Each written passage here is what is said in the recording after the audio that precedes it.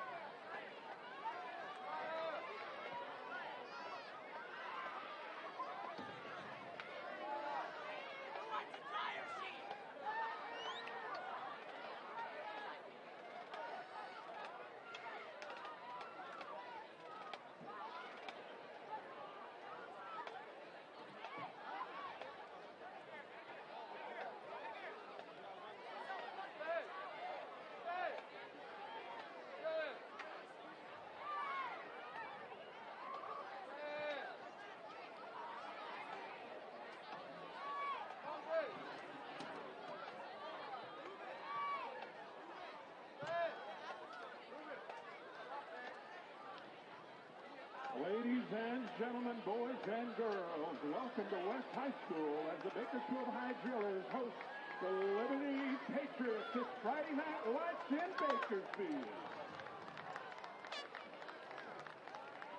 Please stand, remove your caps for the playing of our national anthem by the Bakersfield High Driller Band. Cadet Airman First Class Gabriel Ferris, Cadet Master Sergeant Neil Kateri, Cadet Senior Airman Anthony Sorska, and Cadet Staff Sergeant Alejandro Gonzalez. Master Sergeant Neil Kateri.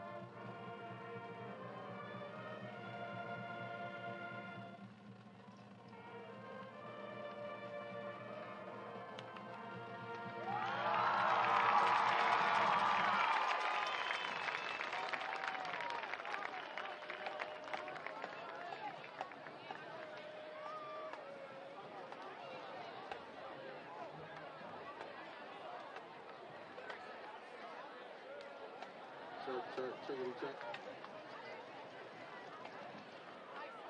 Hey, drill crew, can y'all hear me?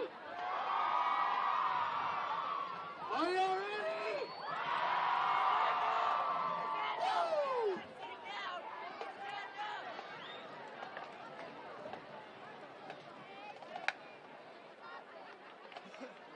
Bakersfield High School CIF would like to thank you for showing your support of our student athletes by attending this contest this evening. Well, a very good evening, everybody, and welcome back to KernHigh.org. This is live streaming high school sports in Kern County, Bakersfield, California, to be specific.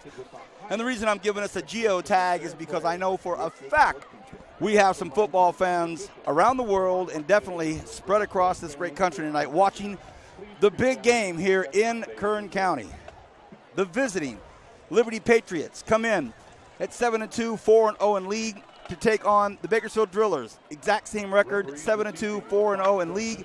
This is the league championship game between the Drillers and the Patriots. Good evening again. I'm Vance Palm to my left. Kevin Willie to my right.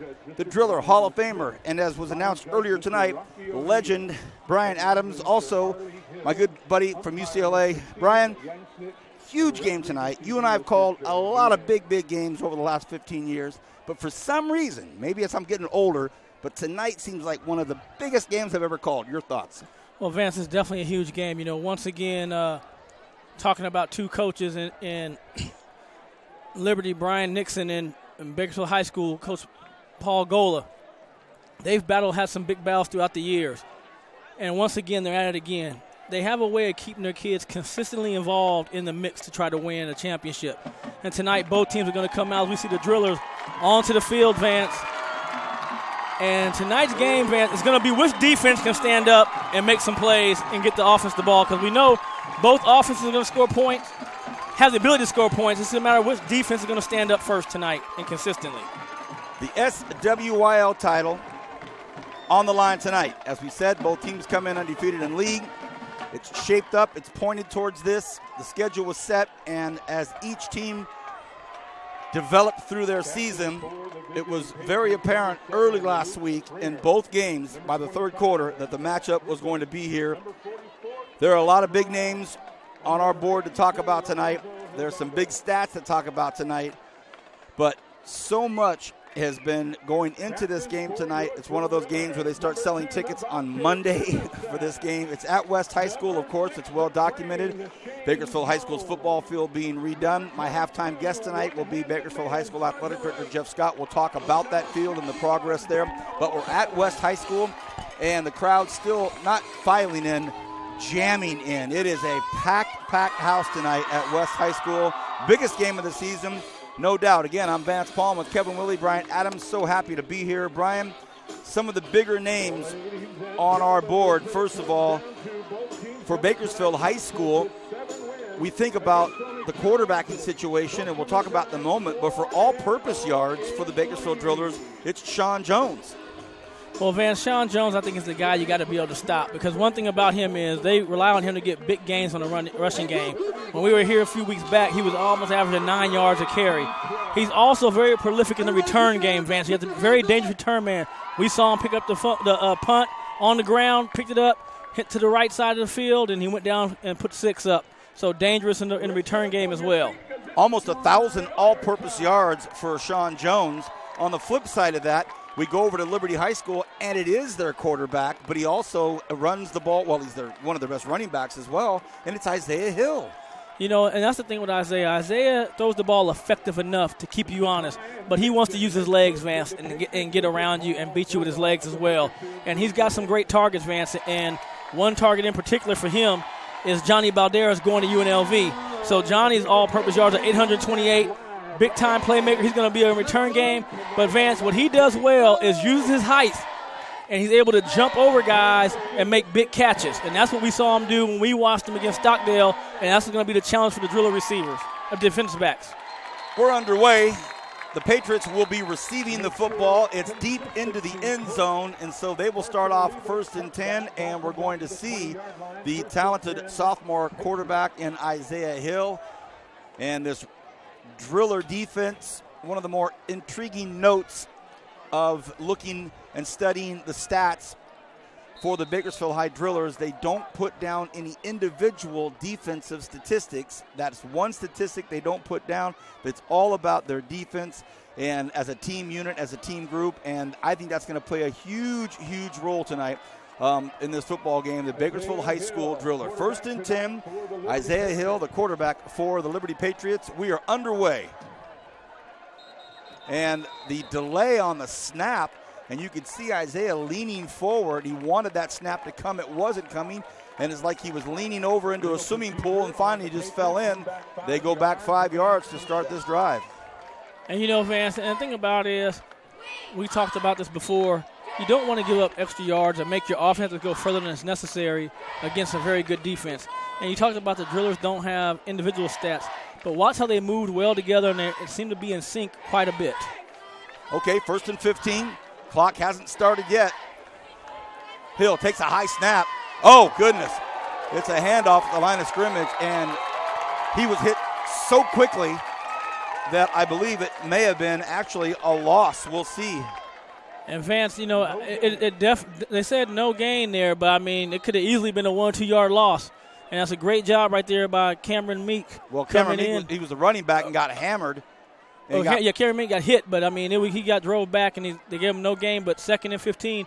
Liberty has to get some decent yards right here on this 2nd down. Meek is the lone back, standing back there with Isaiah Hill.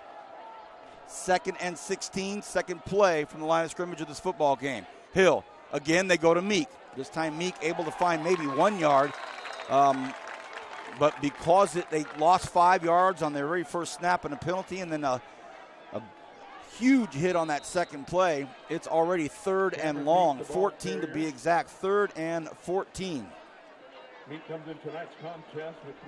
Well, Vance, you know, 3rd and 19, usually in this situation, 14, Vance, rather, you're going to be looking usually at some kind of draw play, quarterback keeper, but you never know with Nixon.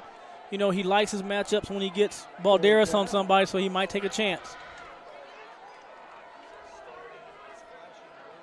Kraus back and forth, and now Isaiah Hill is completely flummoxed on what to do. He can't get his guys in position, and we have the first timeout of the game, and it is with 10:35 remaining in the first quarter. Didn't take long for this Driller defense, as we talked about, to put their name on things early in this football game. Well, Vance, I'll tell you this, you've been coached a lot and been at higher levels, and one thing's for sure, when the coach is not saying anything and moving, he has his hands on his hips, you don't want to get too close to him, and that you just want to let the coach talk from about 4 or 5 feet away. You don't want to get too close. Well, a really poor start on this first drive for the Patriots so far. It is 3rd and 14, but I can't imagine anybody in the coaching staff expected to burn a timeout a minute and a half into this football game, but they have had to do it. And so now quarterback Isaiah Hill has his guys on the line of scrimmage. This Driller defense smells blood in the water early. Hill drops back, pump fakes, wants to double pimp. He goes long down here to this side, and it is intended for their man, Johnny Balderas. They do not get it. It's incomplete, and it's going to be 4th down, and Liberty 3 and out. Vance, and that's a good stop right there by the defense. And also, Vance, I like what Isaiah Hill did with the pass there. He didn't put it up in the inside, threw it outside. Only his receiver can get it. Now you can punt, set your defense up. But you better be careful punting the ball to Shane Jones. There he is. He stands midfield.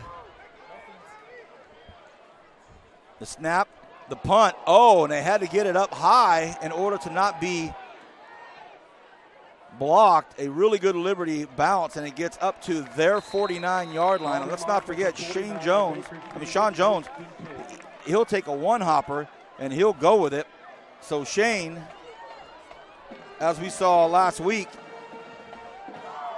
he'll one-hop it and go with it. And Vance, and here we go again, and we got our first quarterback of the duo, Caden Ochoa, coming out. And again, strong with the run, but last night what he did show is he throws a really good, strong, deep ball. So be careful if you're a defensive back for Liberty getting beat on that deep pass. 1st and 10, Drillers at the Liberty 49-yard line. And it's a run play to the right side, taken by Trayvon Jackson.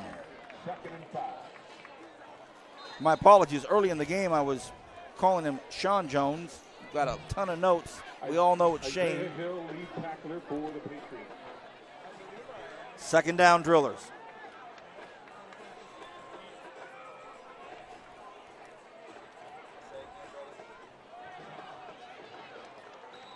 Try to stay on the ground again.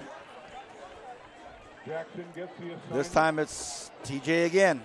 About 3rd and 3, 3rd and 4. Vance, and remember, sometimes he becomes the forgotten man because he's dangerous too. He's player of the game already this year.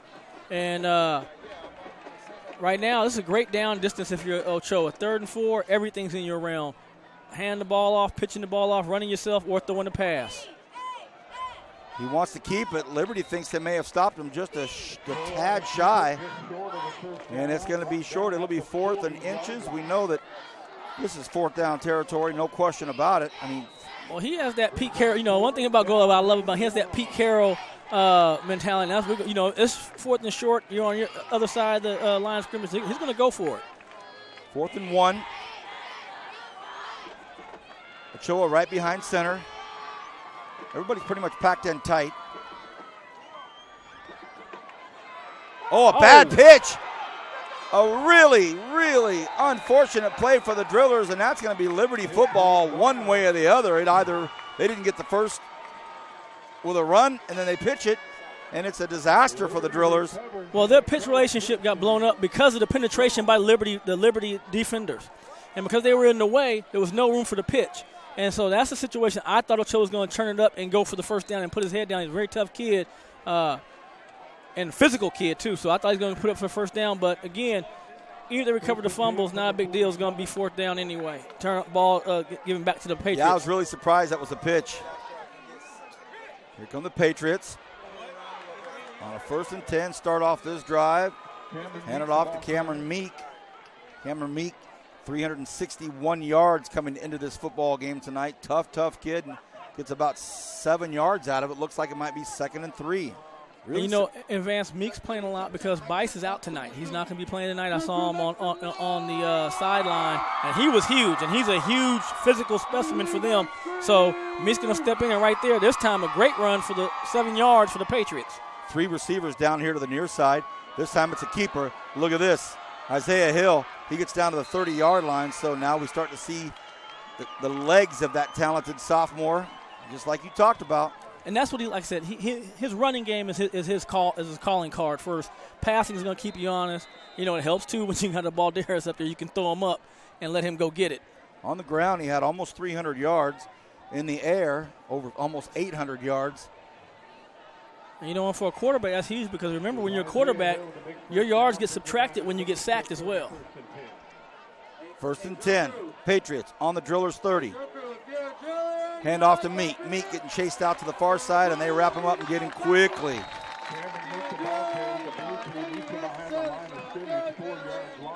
And it looks like, couldn't see what number, but I think it was Stephen Marks out there on that play, man.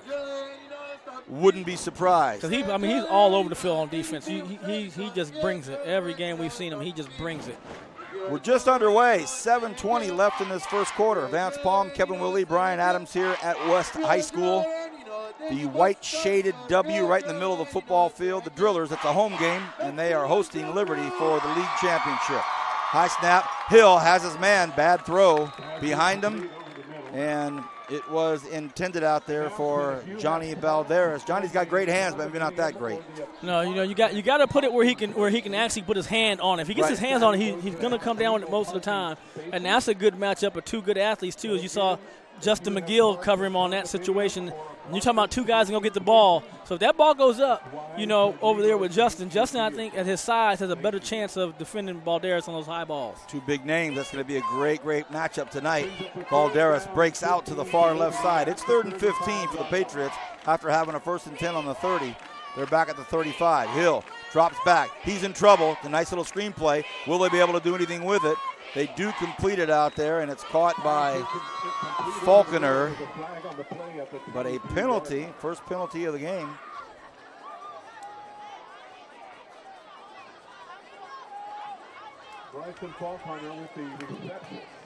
Falconer did catch it.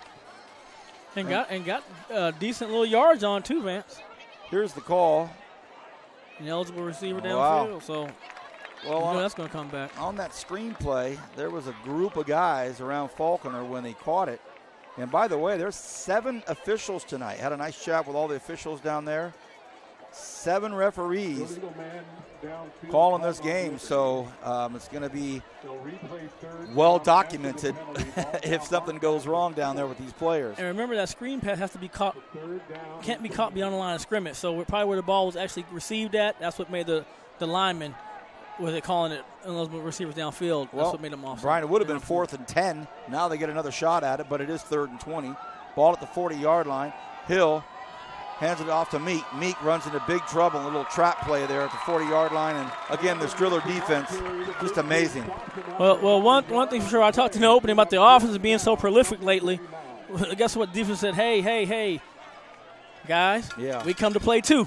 Absolutely. And both series, for both these so far, opening series, the defenses have stopped the other offense. So the offense is going to have to open up a little bit, and they're going to have to make some plays to open up these defenses. Shane Jones stands back at his 12-yard line. Pasco will punt. It's a nice one. Fair caught at the 10-yard line. 6:10 remaining here in this first quarter. No score yet. Pleasure to have you with us on KernHigh.org live, streaming football here on this first Friday night in November. And you talk about some nice weather. This is shorts and polo weather here. Oh, no, I brought my jacket. I won't even need a jacket tonight. Not at all. Not at all. Senior night for the Drillers. And with a school the size of Bakersfield High School, and they have the football players, cheerleaders. Man, I was going to say, I think they got more cheerleaders than they got football players tonight. That line went 100 yards from one end to the other of parents. Here he goes. Here he goes. And what a nice strong run out there by one of their many, many options, and that's Caden Ochoa. Caden Ochoa is the junior quarterback. And if he's not behind center, it's going to be the sophomore quarterback. But for right now, in this first quarter, it's Caden Ochoa.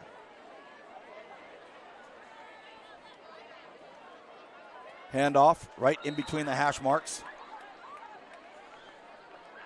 Not much there. Also tonight we have a very great cause. Joseph Conley on that carry. Building the chain. Links are only sold for $1. Have a little contest tonight between Bakersfield and Liberty. Who could have the longest? The Drillers for the season averaged 260 yards on the ground, 190 in the air. Again, Links for life. But they can throw it too. 2nd and 6. They stay on the ground here. Nothing happens right between the hash marks. Nice job by that Liberty defense. Nice tackle in there by Michael Bray. And you know, Vance, the Liberty defense has to be very disciplined because there's a lot of action that goes on with the Drillers. They have the dive action. The quarterback can keep it. He pitches. I've seen him also come where he flares back out and he throws the ball. So they're going to have to be disciplined tonight against the Drillers. Lorenzo Hidalgo right there on the right side. 3 men down for the Patriots on a 3rd and 6. Oh, you got to like the pass play right here. He wants to throw. Has his man, too. Will it be caught? It's a wrestle for the football. Who's going to get it? Liberty's going to say they've got it. Liberty pulled it away, man. He yanked it out of his hand. He yanked it out of his hand. I couldn't see who it was, 42. Josh Robertson, outside linebacker, had decent coverage. Good pass by Ochoa. And I couldn't see who the receiver was, but he wasn't able to bring it down. It was a Shane. He was down there. And it was a battle for it, and he pulled it away. Who was it, Kevin? Yeah, it was Shane. Shane was the intended receiver. He got up there. He was open, and he tossed it up there. It was actually a really nice pass. It just muscle on muscle. But the way Shane turned in, he turned into the strength of the defender. Yep. If he turns with his left shoulder going towards the Liberty sideline, he's going to end up having to catch. So look at this. 1st and 10, 4.5 to go here in this first quarter. Now Hill wants to throw. He's got time now. He's got protection. He's got coverage.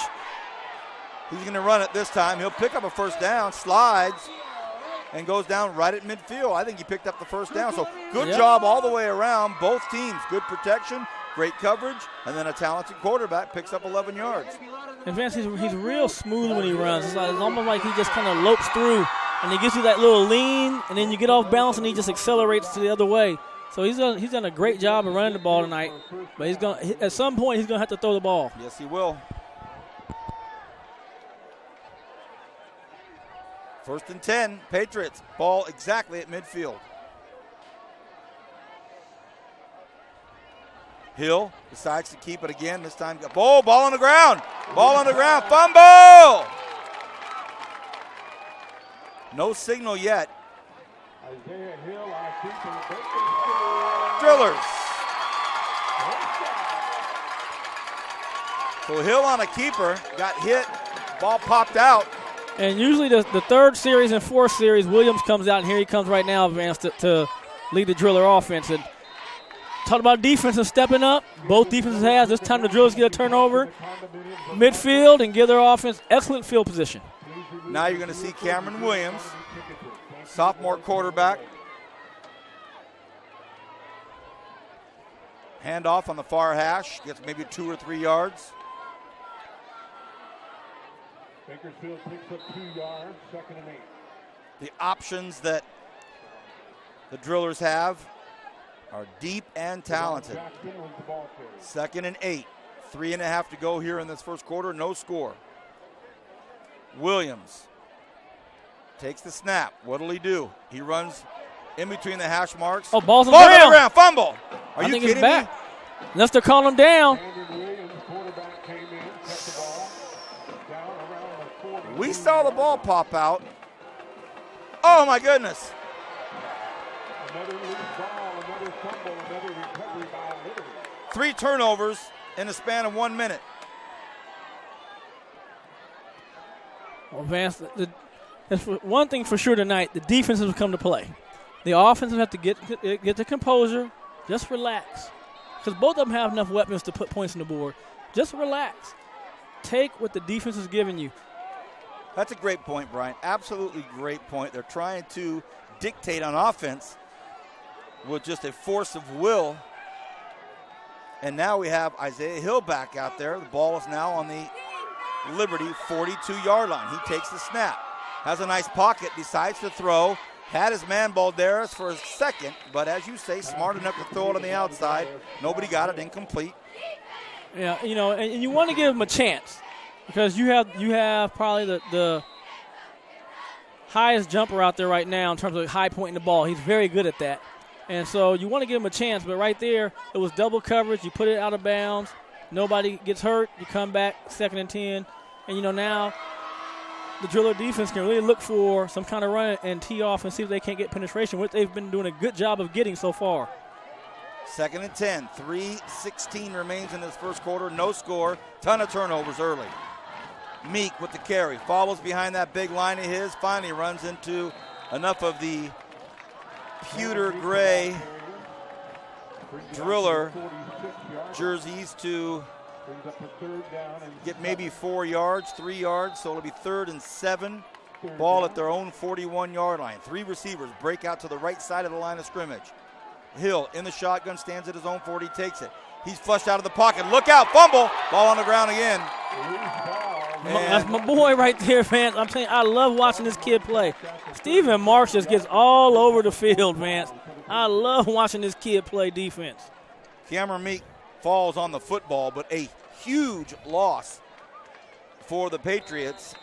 And between turnovers and stalled drives, we have seen 0 offensive output so far. The only big play was a nice catch by Shane Jones and had it ripped away from him. That Jones stands at the 35-yard line. Another high wobbly punt, bounces at the 40 and goes out. Really good bounce to about the 27-yard line. The Drillers putting a lot of pressure on Pasco on these punts right now. So, Francis, if they don't start getting a body on some of these guys coming in for the rush, and I think that time I saw number 33, Jacob Vasquez, he's going to have a chance to block one. All it takes is a little bit of a bad snap, and he's going to be right there. Well, it's causing the punter to adjust at the very end of his delivery, right, punting them straight up instead of these long booming punts. So here we go, 2:01 left in this first quarter.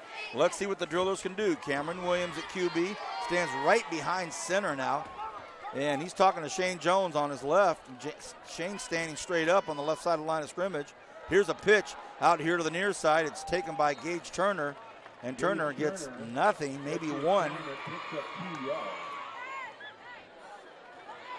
And we've seen Turner have some decent games, but I'm just telling you, if you're Nixon and Ryan Renz over there, you're feeling comfortable if Turner is getting the ball over Shane Jones or Jackson or either one of the quarterbacks keeping it. Like the World Series, when managers make decisions that the other teams are happy with, that's fine. Well, let's see. Williams wants to throw again, steps back, throws, tosses it, and it's catch. McGill brought down by Pasco, but not until it was a perfect 40-yard strike right on the money to Justin McGill. I'm telling you, man, we've been doing this a long time, and I'm just telling you, Vance, his ball, the way he throws it, is just different than the other kids in this area right now. That's why I say it's so reminiscent of Cody Kessler and Derek Carr, with that touch that he has. On a keeper, Williams gets about the 18-yard line. Brian, he's 36 for Cameron Williams, 36 for 60 for 925 yards, 9 touchdowns. He's got a quarterback rating of 129. In fact, his accuracy is just uncanny. And again, he didn't put everything on. That's just an easy throw for him. Little flick. Probably the last play of the first quarter. Williams drops straight back this time. He's in trouble, flushed out of the pocket, but he can run. 20-yard line, gets brought down at the 15. Nice job by the Patriots defensive backfield. Didn't leave him with much. And I would imagine that that's going to do it for the first quarter. You never know. They may pop out of that huddle and call him, but I don't think so. So we have no score in the first quarter. on a big game. Oh, they got it off. They actually got the play off. Here's a pitch out here to Gage. And he slips one tackle and gets down to about the 10-yard line. They called that play with a half a second left. So officially at the end of the first quarter, we have no score here at West High School. This is the Southwest Yosemite League title game between Liberty and BHS. No score at the end of the first quarter. We'll step away from the mics for about 30 seconds.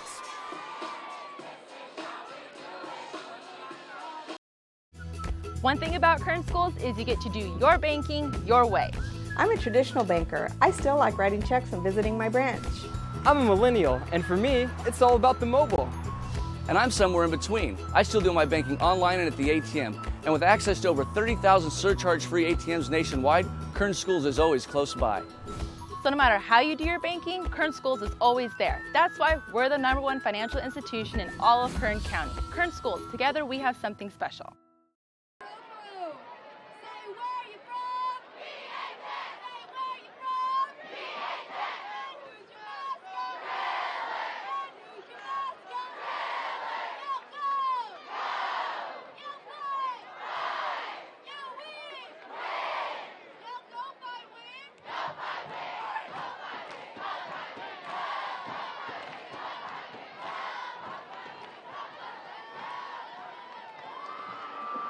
So tonight, Bakersfield High School and the Liberty Patriots combined want to appreciate and shout out Lucille Smokehouse Barbecue.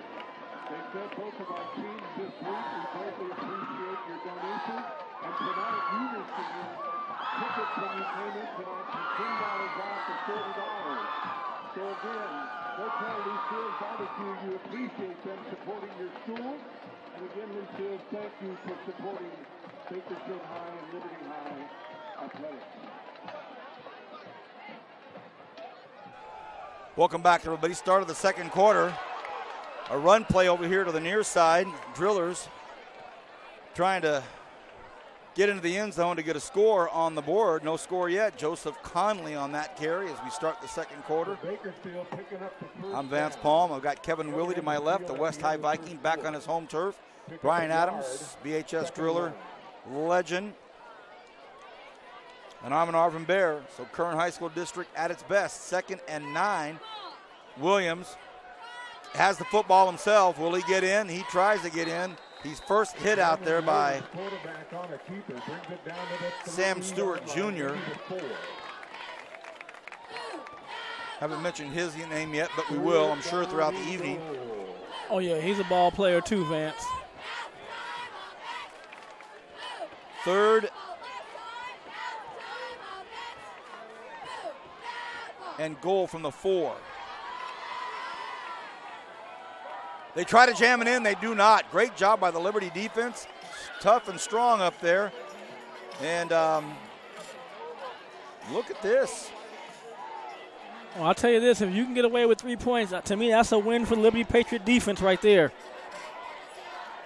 Absolutely. Can't remember in recent memory the last time the Drillers were in a situation like this and didn't try to punch it in.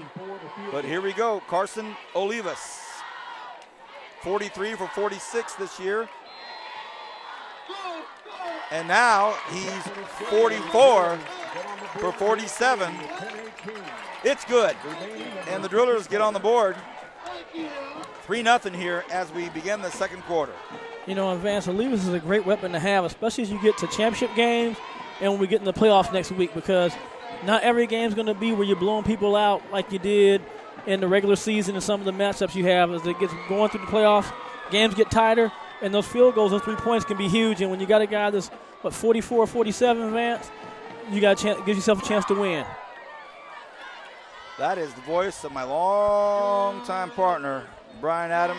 And Brian has played in some awfully big games in his college career at UCLA. Some huge games here in Baco as a BHS driller. One of the fastest drillers to ever wear cleats. Talked to him on some of our downtime tonight about some of these big games he played in Bakersfield. Here's a low kick. That can be returned. It's taken at the 15-yard line. Oh, goodness.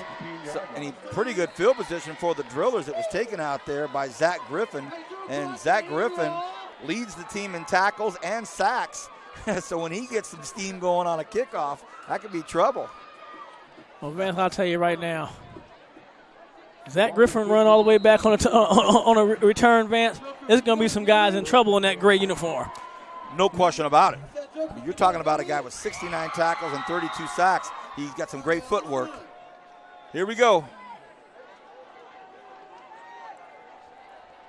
See if the Patriots can answer. In motion, Aaron. Hill. It's a draw play. Boy, there's a lot of room there. Look at this. There it is. Meek looking for the end zone. And he's going to get it. Oh, he steps out of bounds out at the 8-yard line. Great hustle by Justin McGill. And McGill comes up kind of holding his lower back. Tried to bring down Meek. Meek steps out of bounds, and McGill kind of feeling his left side right there. He'll shake. He's a tough kid, man. He's going to shake it off. And Vance, they caught him in the man-to-man coverage. And like they were kind of bracketing, too, in the secondary. So once you break through and everybody else is over there with their man, it's wide open, and great run right there and great play call right there by the Liberty Patriots. Coach Nixon. First and 10 from the 10.5-yard line, so they can still get a first down, I guess. A run play by Cameron Meek, and as Brian mentioned earlier, Grant Bice, who was one of our Tony's Pizzas player of the game, was out tonight. Crucial loss for the Liberty offense. And it's going to be first. They got the score, Vance. 10 yards, they have to score. Oh, okay. So it was first to go from the 10. All first right. to go from 10. So I they didn't have know to. if it was backed out a little bit. It kind of looked like it, but I didn't see the markers. Very good. Down markers there. So it was a yard first markers and goal. weren't up. It was a first and goal, so now it's second goal from the 6. Be careful of the quarterback keeper. Hill. They try to run it out here to the near side, and boy, that didn't work. That Driller defense all over them. And I think they lost maybe 4 or 5 yards, Vance. They're going to be third and about 11. Now, this is where you got to be careful with Balderas. This is when he can really throw it up. You see it a lot in the professional level. You get a big receiver, those Julio Jones type guys, and you get them in one-on-one, fade the ball up to the wide side of the field, let them go up and get it. Yep. Out of the huddle, Seth Krause. But I don't even see him out there, Vance. Is the receiver that breaks out to the far side. They've got Garrett over here to the left side and Luke Fringer in the slot. They go to Krause, but the ball is knocked down. It's hit down up front, and look who knocks it down. One of my other favorite players to watch here, Devontae Demison. I mean, he's aggressive, Vance. Again, he and Marsh they just make plays, Vance. They're just playmakers for that defense. So here comes an answer to the Driller field goal. And I'm wondering what's going on with Balderas because he wasn't even out on the field on that. And I thought that was couldn't Drew one up better for him than that. Here's Robertson.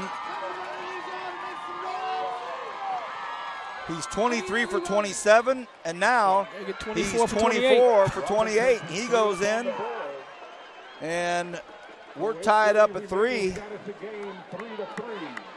And I'm certain that when this score wafts its way through the city announcers and the PA announcers, they'll do that in the second quarter. Bakersfield High School 3, Liberty 3, and that'll just get one of those. What more than anything, it'll get a maybe not an ooh, but the football minds will be going, there's some serious D being played out here today. Oh no, tonight. Yeah, the defenses have come so far in this game. The defenses have come to play because both of them, Vance, could have gave in and gave up a touchdown, but they both held solid after giving up a big play and then forced field goals.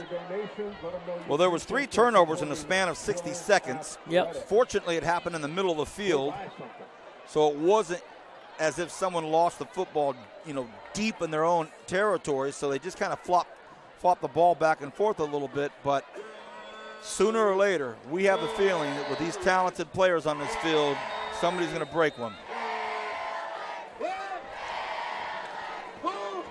Deep for the Drillers.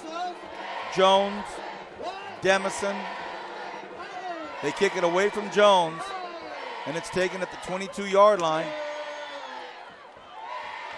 And good field position up to about the 32-yard line. Taken by Bishop Maxwell. Bishop, one of the seniors tonight. You know, and that's the one thing with the upbacks for the drillers. They're dangerous guys, so you got to be careful even doing that. I like how much Arrows put on the ball. Give your coverage team a chance to get down there and get in position. But you got to be careful squibbing to them or kicking to them. And that's what a dangerous return man does. Look at the field position you get because you don't want to give them a chance to run the ball.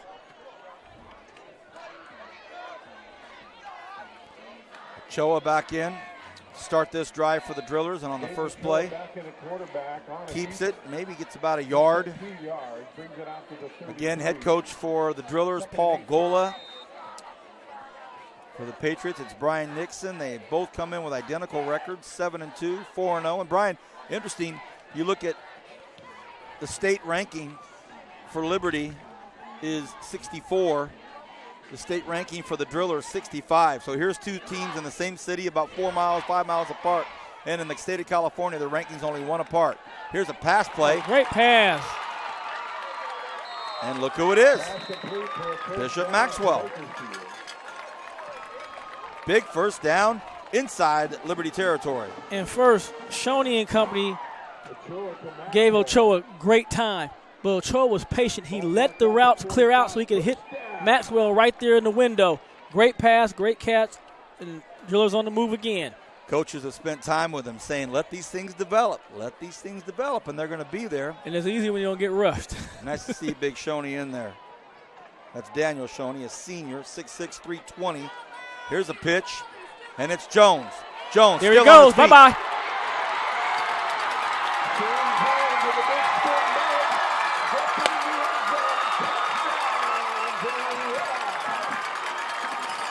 Well, we just said that we're going to break one, and they did. And who else? Shane Jones. Vance, I think that's the first time he's touched the ball tonight. They tried earlier, Piston was the one that's knocked him in that fourth down. But that's what makes him so dangerous. And Vance, and it didn't seem like it was months, but all those other little things have been happening. The runs by the quarterback, the dives up the front, going to Turner, and opening it up right there. And then Shane Jones, it was like a man amongst boys on that run right there, Vance. I mean, he's like playing with, he might have had Cap and Noah playing with him, just throwing them off and just having fun with them. The PAT is no good. Unbelievable. Olivas misses to the left, which is about as rare as you can get for the Drillers. Yeah, we don't have the stats on him, but I bet he has not missed the PAT. He hasn't. Yeah, I didn't think he would have missed one. Well. As we've seen so many times later in the evening, 1 point can make a difference. You never know. 7:28 left in this first half. We are at West High School. Tonight, a home field, so to speak, for the Drillers as they host Liberty for the SWYL title.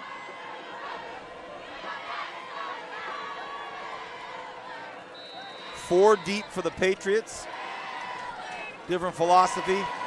Drillers kick it up, and this can be taken, and it is at the goal line. Still up. Can he get to the outside? Looks like he may. He won't go all the way, but that's almost 48 yards right there. He gets knocked out of bounds. That's what I'm saying. There's certain guys can't touch the ball for me in the big game. If I'm on the kick coverage thing, I'm be like, oh, Levis, kick that in the end zone, partner. Or squib it. Johnny Balderas came in tonight with 400 receiving yards. And I don't know how many of those were after the catch, but I would imagine a decent chunk of them were after the catch, and that's just a long catch with a little bit of time to check things out. 1st and 10 from the 48-yard line. So after the big return by Balderas, ball's marked out to 48, 1st and 10, Patriots. Drillers bring 4. Hill throws one across the middle. Oh, and he gets tripped up at the 35-yard line.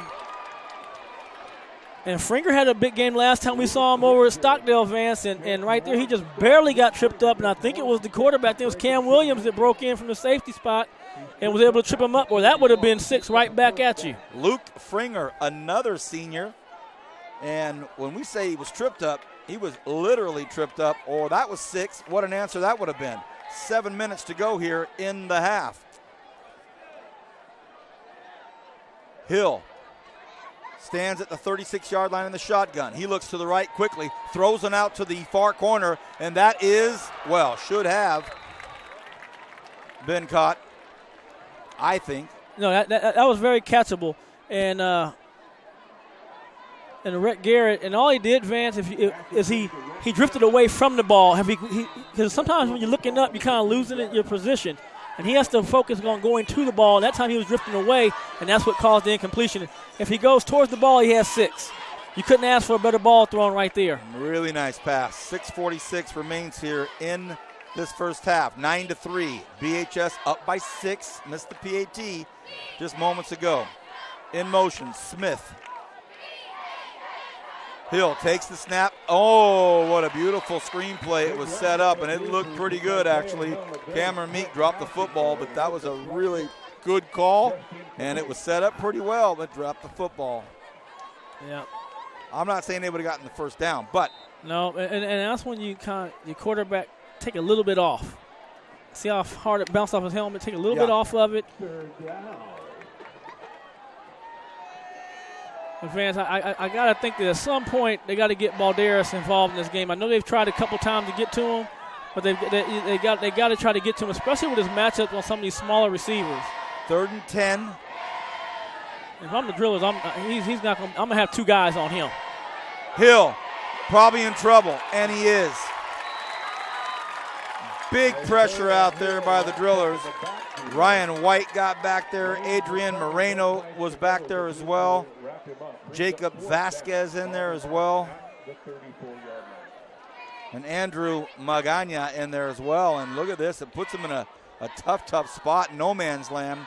The ball's on the 34-yard line, 4th and 14. So it's one of these tough decisions to make with 6 minutes to go here in the first half. It's in that spot where they could try something, but you never know. I don't know about 4th and 14. No. Here's the punt. That's the one to do right there. Punt it and go play defense. Make him go 90. Jones wanted to do something with it.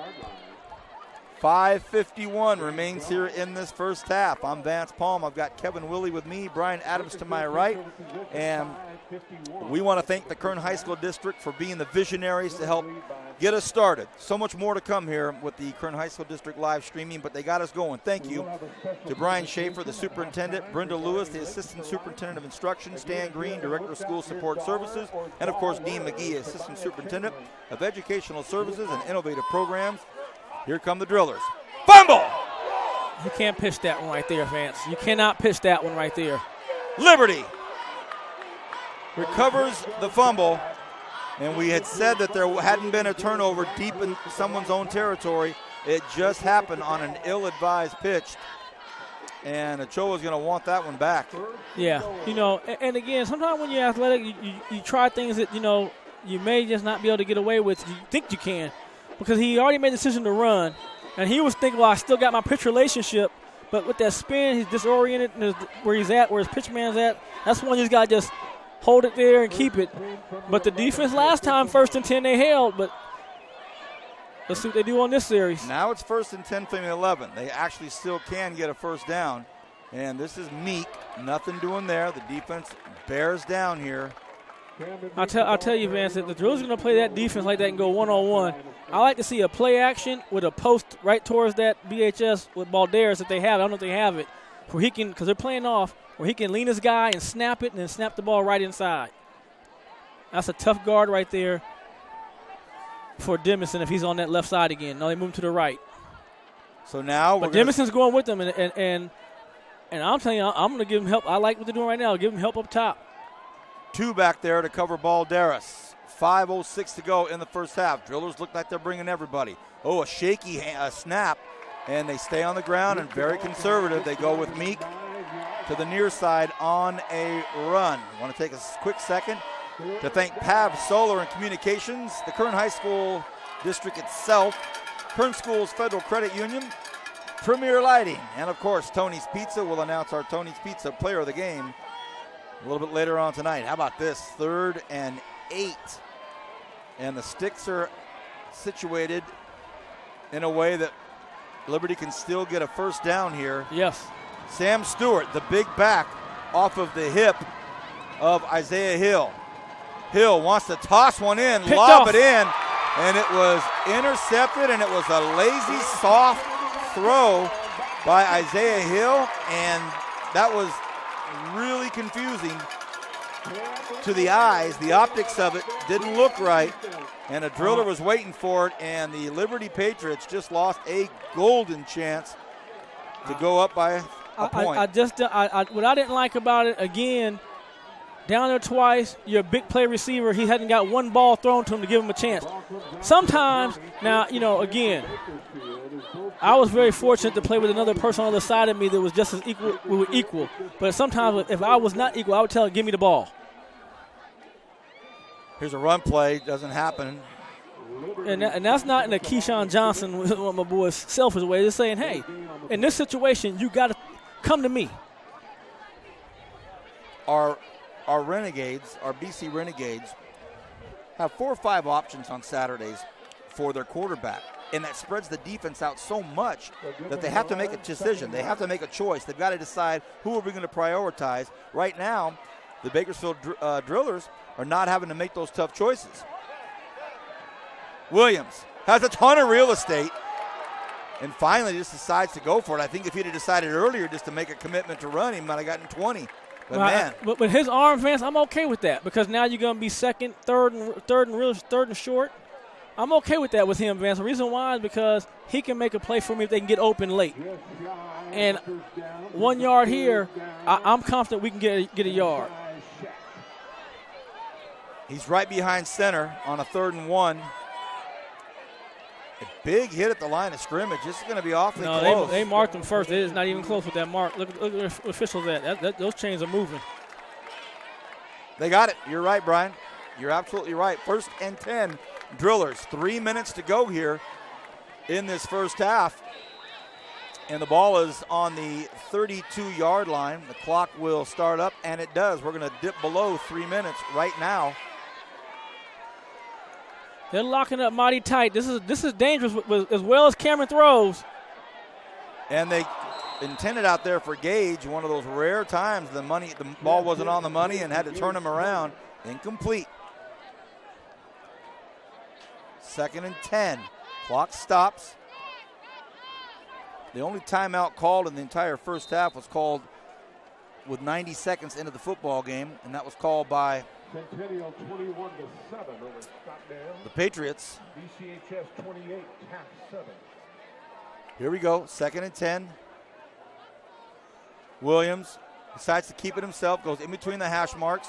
Fumble, ball's on the ground, fumble!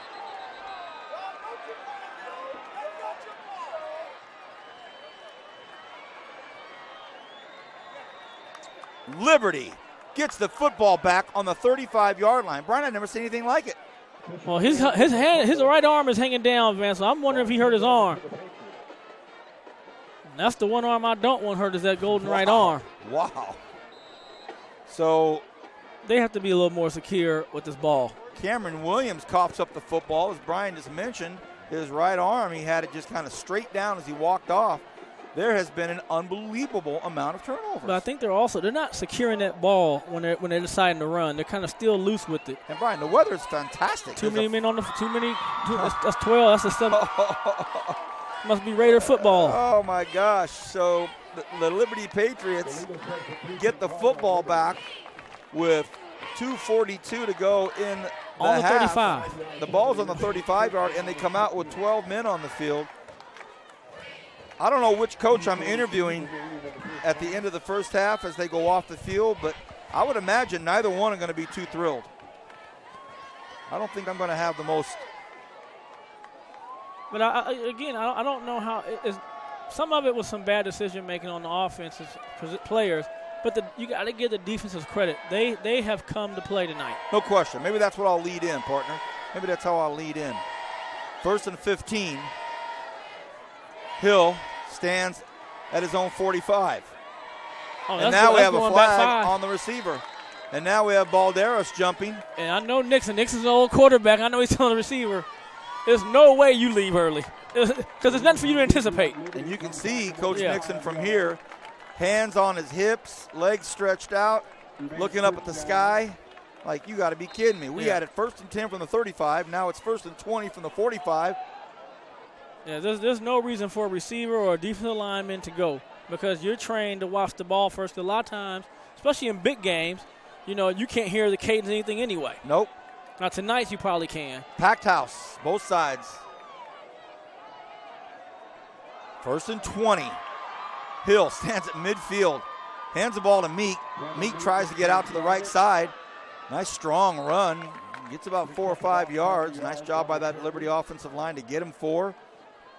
But the clock continues to tick. 2nd down and 16.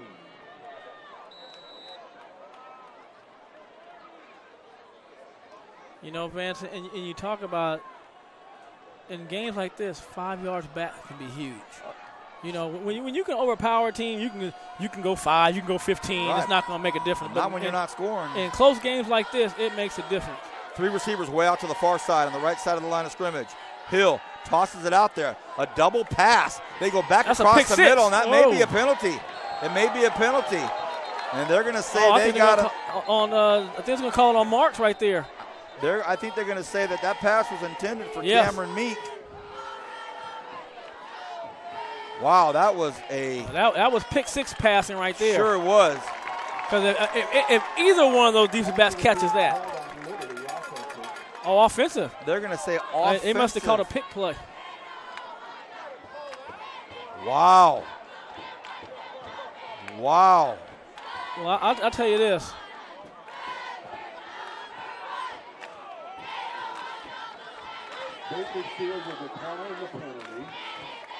So Coach Gola declines the penalty. Well, it's 3rd and at least 16. Yeah. And they haven't showed you with the exception of the one pass to Faringer, they haven't really showed you much else. But, think about it. A shoelace from scoring there, a receiver drifting away from the ball instead to it, and the game is a different game. But right now, there's nothing for the drillers to fear, and you can tell they don't. Because look how they're coming up. They're not worried about getting beat right now. Williams throws, and it is broken up. Now I'm gonna tell you this: it's got to come. Yeah, it's got to come. And the driller faithful can boo, and we hear the boos. But Vance did a good job of attacking, but you can't hit him before the ball gets there.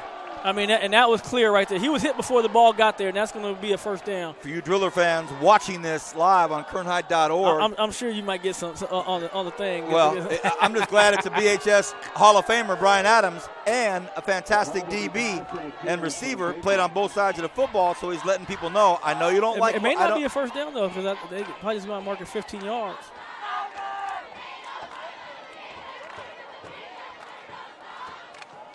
So now, 3rd and 1. 3rd and 2 maybe right around there. But see, now everything opens up. See, now you can do a play action and try to hit your big boy one more time. This opens a lot of things up right here. So here we are back to where they had this thing in the first place. Goodness gracious. Hill stands at his own 30. It's loud out here. Will they get the call? Will they get the cadence? They take the snap. Drillers bring everybody. They get it to Balderas. There you go. Balderas makes one big move and gets down to the 12-yard line. 1st down. So a really nice tackle out there by Demison. But, whoo, boy, that was close to being all the way in. But, Vance, now you've gone to him 2 times. A pass interference call. He gets the 1st down.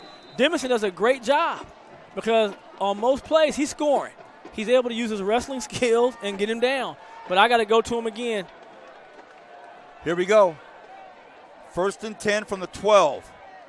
Hill in the shotgun. Fakes to Meek. Throws across the middle, and it's a touchdown, Liberty. Brian Adams calling the plays from up here. Touchdown, Liberty. We're tied up at 9. And Vance, here we go. Extra point goes in. Liberty's going to be up 10-9. And what's been a defensive battle. And to me, that's a tough matchup. And not so much a mismatch, it's just a tough matchup because Demison's a great corner, played well all season. But when you have that height disparity, 6'1" to 5'5", it's just very difficult. And even for me, when I was at 5'10", going against 6'3", 6'4", I had to be careful on how I played him. Here's the PAT.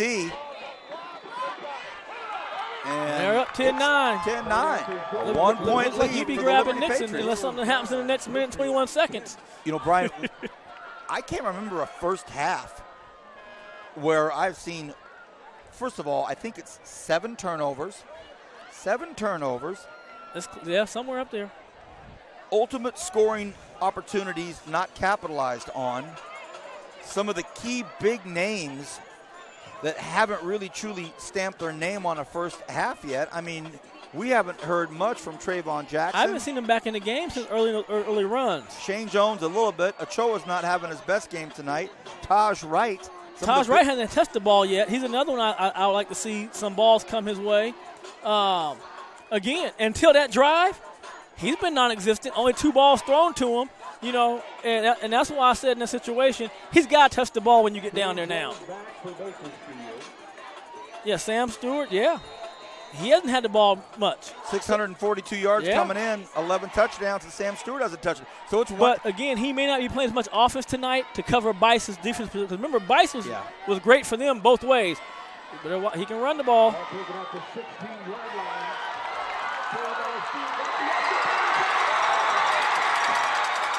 Demison. And wowee. Demison catches it at the 20 and does some big damage down to the 27-yard line. And Vance, this is the Shane Jones effect. We talked about it earlier. The 2 upbacks for the Drillers are playmakers. So you're not getting a real respite when you kick the ball to them because they're going to make you pay too if you keep doing that. Wow.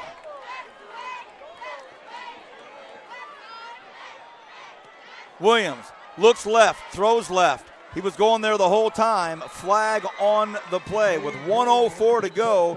10-9, Liberty leads. Partner, I'm going to head down, and you're right. I don't even know who I'm going to talk to yet. We don't even know who you're going to get yet. All you, bud. And like those receiver downfield against the Drillers, so that ball's going to come back. And, you know, the Drillers are still very dangerous right now. And the thing with the Drillers that makes them so dangerous offensively when they pass the ball, especially going deep, they have 2 big receivers to can make plays on each side. And that is Justin and Taj. So either one of those 2 can make plays for you down the field. We haven't called Taj's name out, and he's been nothing but spectacular on games that we've had here on Friday night. And Taj is out to his left.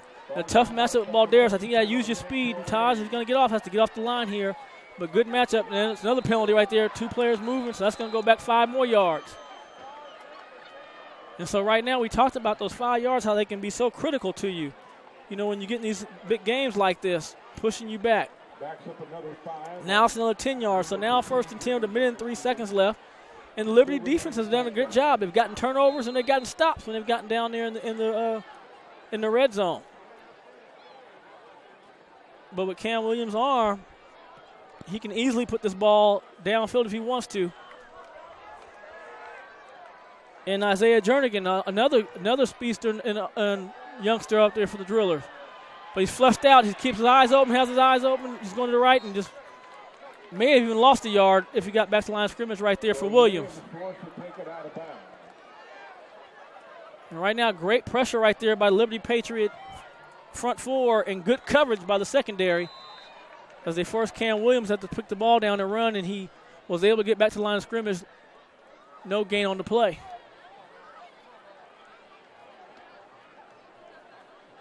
Liberty Patriot defense has done a good job so far in this first half in a tough game. And a blitz come off the left end. Taj is able to wide open. Justin Jones wide open. And it's touchdown. Justin McGill, great job, though, by Justin McGill adjusting to the ball in the air.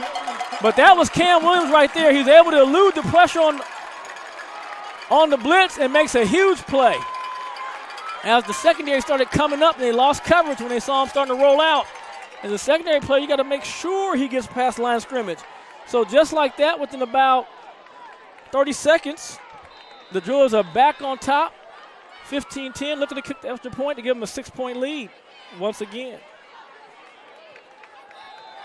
And that's good right there on the PAT by Olivas, and it's 16-10, and the Drillers answer right back. So maybe the offense would have said, you know what, welcome to the ball game in the end of the second quarter. But again, I really believe that was all set up from the kickoff because of the Shane Jones effect. And that's anytime you have a good return player, that's what can happen. They can set it up to where you don't want to kick the ball to them.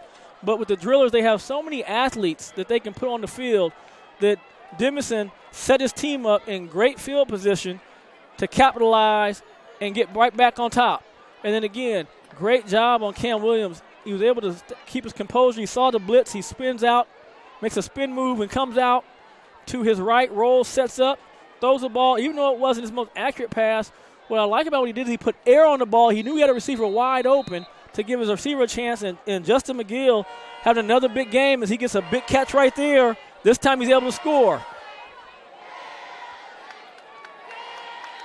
And good job right there by Olivas, putting the ball deep in the end zone. Don't even give him a chance to return. And now with 45 seconds left, let's see what the Patriots try to do. If they're going to try to take a chance and put the ball downfield and get a touchdown, or it's going to go in and go into the halftime. But this has been a real defensive struggle so far.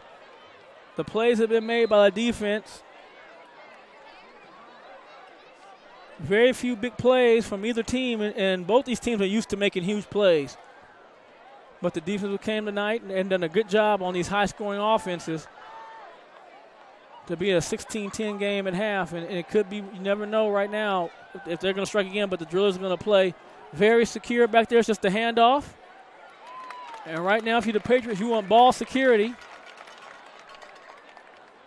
Because the last thing you want here is a fumble to happen. And Gola has 3 timeouts, and he will use them all. So it'll be interesting to see if Nixon's going to go into the half and not run another play, or is he going to call just a run play and just be really good with this ball security? And the Patriots come out. One receiver down here to the near side. Receiver out to the right. Heel under the center. It's a handoff right there. Nixon, it looks like a good size run, but that's going to be it for the half. Once they set the sticks, there'll be about 2 seconds left. But there's enough room now where you could, if you want to take a chance, you could. But I would doubt they're going to do it, and that's going to be it for the half. And Coach Gola and the Drillers going with 16-10 half, and now we're going right down to Vance. Early, great play from our perspective. Your thought on the defensive side of the ball? I agree with you. Great play. Unbelievable. What horrible situations we were put in on defense, and for those guys to battle like that has just been a great job. Games like this, so many people I think sometimes in the world think it's all about how many touchdowns or great stuff like that. Leader on defense, who do you go to? Who's your point man? You know, it's a team. It's 11 guys. We say talk about synergy where 1 + 1 = 22. So, you know, there can't be one guy if you play great defense. So, you know, it's about synergy, and those guys all run into the ball. Let's switch sides on the offensive side. 7 turnovers total in the first half. It was like something we'd never seen before, Ashley. Your thoughts on offense? You know, we got to hold on to that ball. You know, and Liberty, give Liberty credit. They're there at the right places. They did a little wrinkle that we weren't ready for, and so hopefully we can make some adjustments the second half, but I'm sure they will too. It's 2 great football teams. Thanks, Coach. Appreciate your time. Okay, we're back, and you just heard Vance talking to Coach Gola. He talked about how great his defense did in that circumstances. And under those circumstances, and that his offense has to take care of the ball, and a wrinkle that Liberty put in, and that's what happens in these games. You know, the coach is going to have packages you may not have seen, and you have to go in, like you said, halftime adjustment. But good teams, they're both going to make adjustments. I think, you know, there's some things that the offense can get going, and they did at the end of the quarter for both of them respectively. So, you know, we'll see as we looks like we're going to probably have another interview coming up with Vance as soon as he's ready, but looks like the Driller and the band's coming out. So the Driller band's going to come out, and we'll get to see the Driller band perform at halftime as well.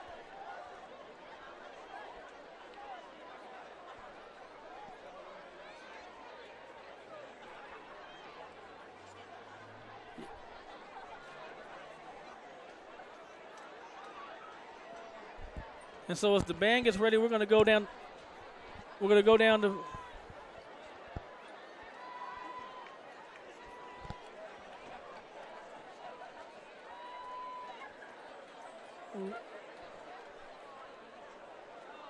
just a minute as the cheerleaders are getting set up, and we're going to have a little halftime entertainment like we have every week.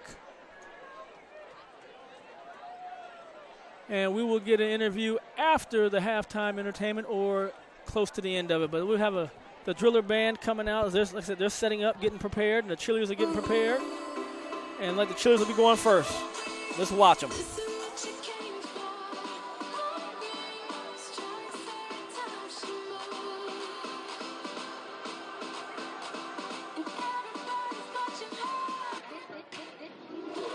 Drop it like it's hot.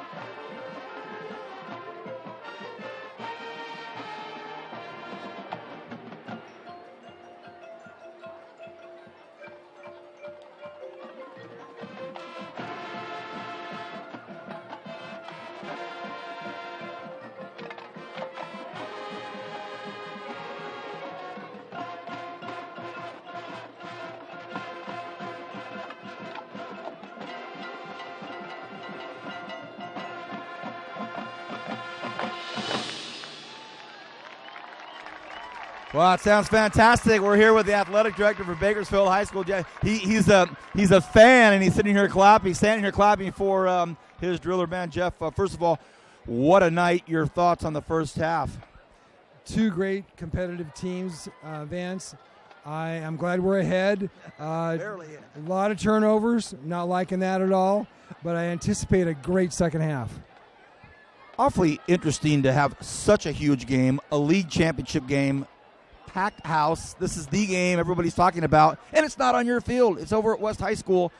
How are we doing over there at Bakersfield High School with the renovation of Griffith Field?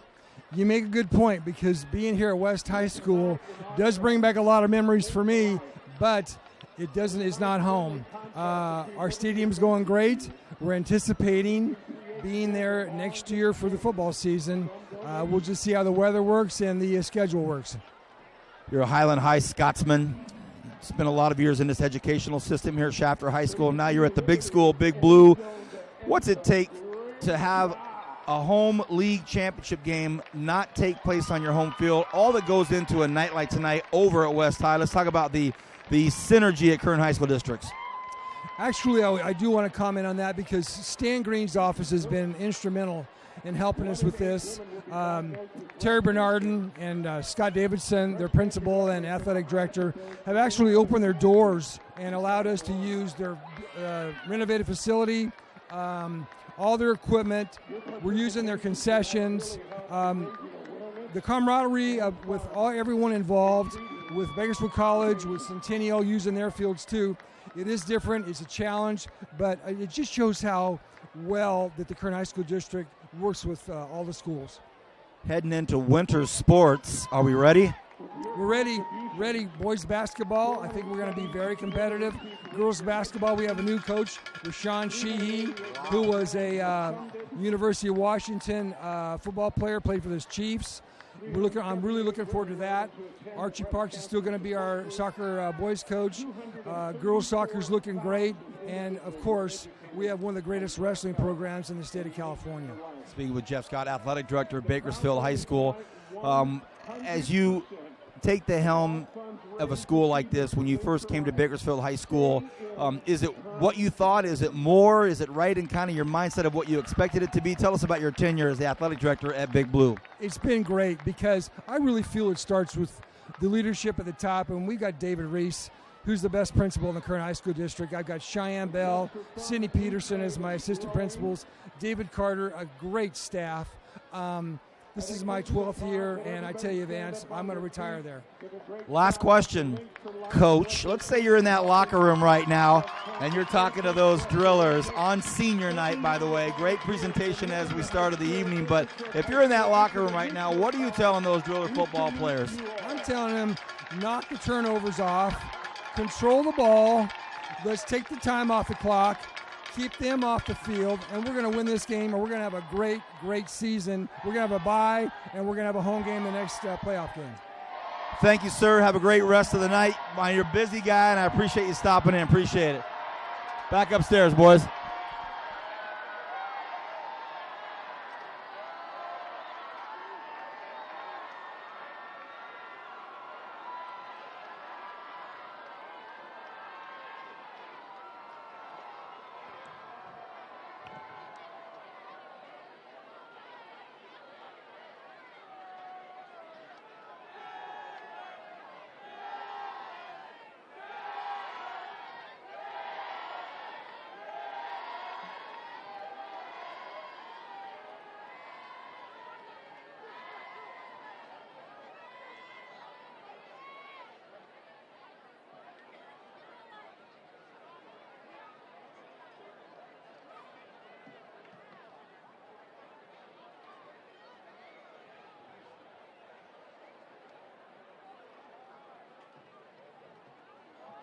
Well, I hope at the end of that chain that each of you will grab a section, keep it at your house.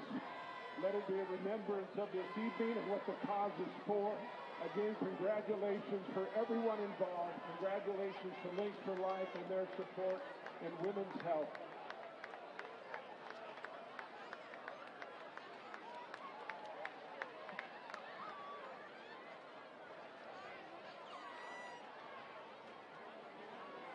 So some scores across the town. Let's see, Centennial 45, Frontier 21, BCHS 42, Taft 14.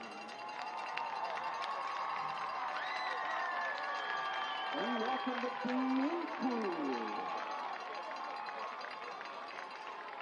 Garces 20, Stockdale 0. That was the first quarter. And up in Tehachapi, Steve Denman shooting for his 300th victory here as a Kern County coach. Tehachapi leads 7-0 over West High at halftime.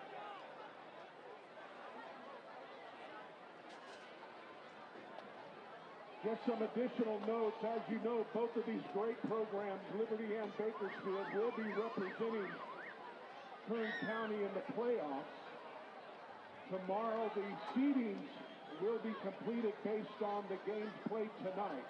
One change, playoff first round will be next Thursday night. Thursday night instead of Friday, which is Veterans Day. So catch your varsity with the immediate news. I'm assuming around 2 o'clock.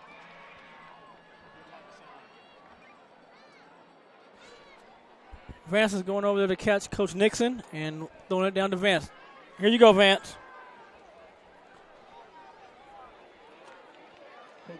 Let's start where I thought both teams played pretty well tonight in the first half on the defensive side of the ball. From your thoughts? I thought there was a lot of takeaways defensively. I thought our defense did a nice job, to hold them down to 16 points. They're very prolific offense, and we've kind of held them in a couple minimal big plays. So pretty pleased with that. Before I go to the offensive side of the ball, my partner Brian Adams and I noticed a lot of this, some hands on the hips, and watched some of your emotions tonight. Boy, how difficult is it to keep everybody in check with the ball just flip-flopping side to side? Yeah, it's kind of tough, but we noticed we had some mental mistakes offensively, and that's some of the things we talked about. Winning first down against this is what you really want to do. We haven't been able to do that with some false starts and some mental mistakes. So we got to get better on that side and win first down. A couple of strategic moves with Bice out tonight. You had to make a couple of adjustments. Yeah, definitely. But that's the game of football. We got to make adjustments. It's next man up. Thank you, Coach. Appreciate it. Brian, back up to you, bud. And Vance, you just hear Coach Nixon talking about you just got to go who you got up, next man up, and they've done a good job of adjusting with Bice being out. Defensively, he's a huge part of their program, and also we saw him in Stockdale make some huge plays. So they've done a good job. Defense has done a great job getting takeaways. They've held the Drillers to 16 points, and it could have been a lot more, but they were tough in the red zone. And so both teams defensively have put their signature on the first half. Now, we talked about at the beginning of the game which defense would step up. Now, which off in the second half, which offensive team is going to be able to string some plays together and be consistent enough to put a few more points on the board? Because I don't think it's going to be able to win the game without scoring anymore. You're going to have to score a couple times with the way these offenses have been all season. So I think you're going to have to put some points on the board. But right now the defense has been in control. Like Coach Gola said, you got to make some adjustments. Let's see what adjustments they make offensively to adjust to the wrinkles that have been put in. And then offensively, again, I like to see Balderas get the ball when they're going in, especially if they get close to the end zone and about 10-yard line, 12-yard line, where he can use his height and athleticism to battle those Driller cornerbacks. But it's not going to be an easy game. Taj Wright, we haven't seen him really touch the ball yet. He's a big play performer for the Drillers. So a lot of things went on in the first half, mostly defense at the end. Both offenses kind of had an awakening in the last couple of minutes. And we're getting ready for the second half, and we talked about earlier, Liberty has kicked the ball off to the Drillers who went down and scored, and this is what makes it so tough for the Drillers. If you do any kind of squib kick or you're going to kick it short, all four guys back there, the youngster Jernigan, 25, he can make plays. We saw him get a pick six against Garces. We already seen Demison make his move and pick up that big, huge return, Vance, that gave him that great field position to score right before the half. And you know about Shane Jones, and then we got the senior over there in Bishop Maxwell. He's able to make plays, too, if we go to him. Let's see what the Liberty Patriots do on this kickoff right now to start the third quarter, Vance. Great work, Brian. Thanks for all the coverage. Short kick, and it is fair caught. at about the 36-yard line. They are not going to go deep to Jones, but the drillers will start at the 39-yard line. Coach Nixon not pleased with things. Coach Gola attempting to be optimistic. I shouldn't say optimistic. They're both optimistic, but, you know, a little bit of spin from both coaches on what's going on. But with all those turnovers, here we go. Ochoa, another really shaky pitch relationship out there. Jones with it. And, Brian, what are you seeing with this pitch relationship? Well, one, see, because he's flattening out. So what's happening is Jones is coming on his arc. It brings their relationship changes. It doesn't stay connected. So it comes in. And then also, once you start doing that, you give the defense more time. And they've been very disciplined. Really been disciplined about taking away the pitch man. Except for the one time when Shane got a big pop. But that time, sometimes you just got to just take your loss and eat it. And that comes with more experience, too, Vance. Ochoa goes down the near sideline to McGill and almost a great one-hand catch. If there was anybody that was going to do it, it would be Justin McGill. And didn't make it. And just like that, 3rd and 14. You know, Vance, and again, not a bad throw. I mean, it's really not. You put it over there on the outside, Vance, where only Justin can get it. Justin almost makes a great one-handed catch there. I like the way he was patient to beat the man off the line. He was getting pressed. He didn't panic. Because you don't have to catch the ball 50 yards down the field, Vance. You only sometimes 15 yards you beat him off the line. Well, it's 3rd and 14 right now. Ochoa behind center, 3 receivers to his left. Ochoa's in trouble. He goes down. Oh, yeah, there he is. Josh Robertson, he's had some big plays tonight, Vance, and there's another one right there. Big sack. We talked about whose offense could get going, and on that series it wasn't the Driller offense, and the Liberty Patriot defense has just continued going what they've already started tonight. And he's a senior, Vance, at 5'11", 195. Great motor, great play. Last regular season game of his high school career, having a big one. Here's the punt. It's a nice one, but it's returnable. It's taken at the 37-yard line, and he's got some room. It's Balderas. It's going now, Vance. We'll see if he can get to the end zone. He needs a couple of blocks. It don't matter. That's touchdown, Vance. That's touchdown. Balderas gets in. Now, Vance, I'm going to be honest.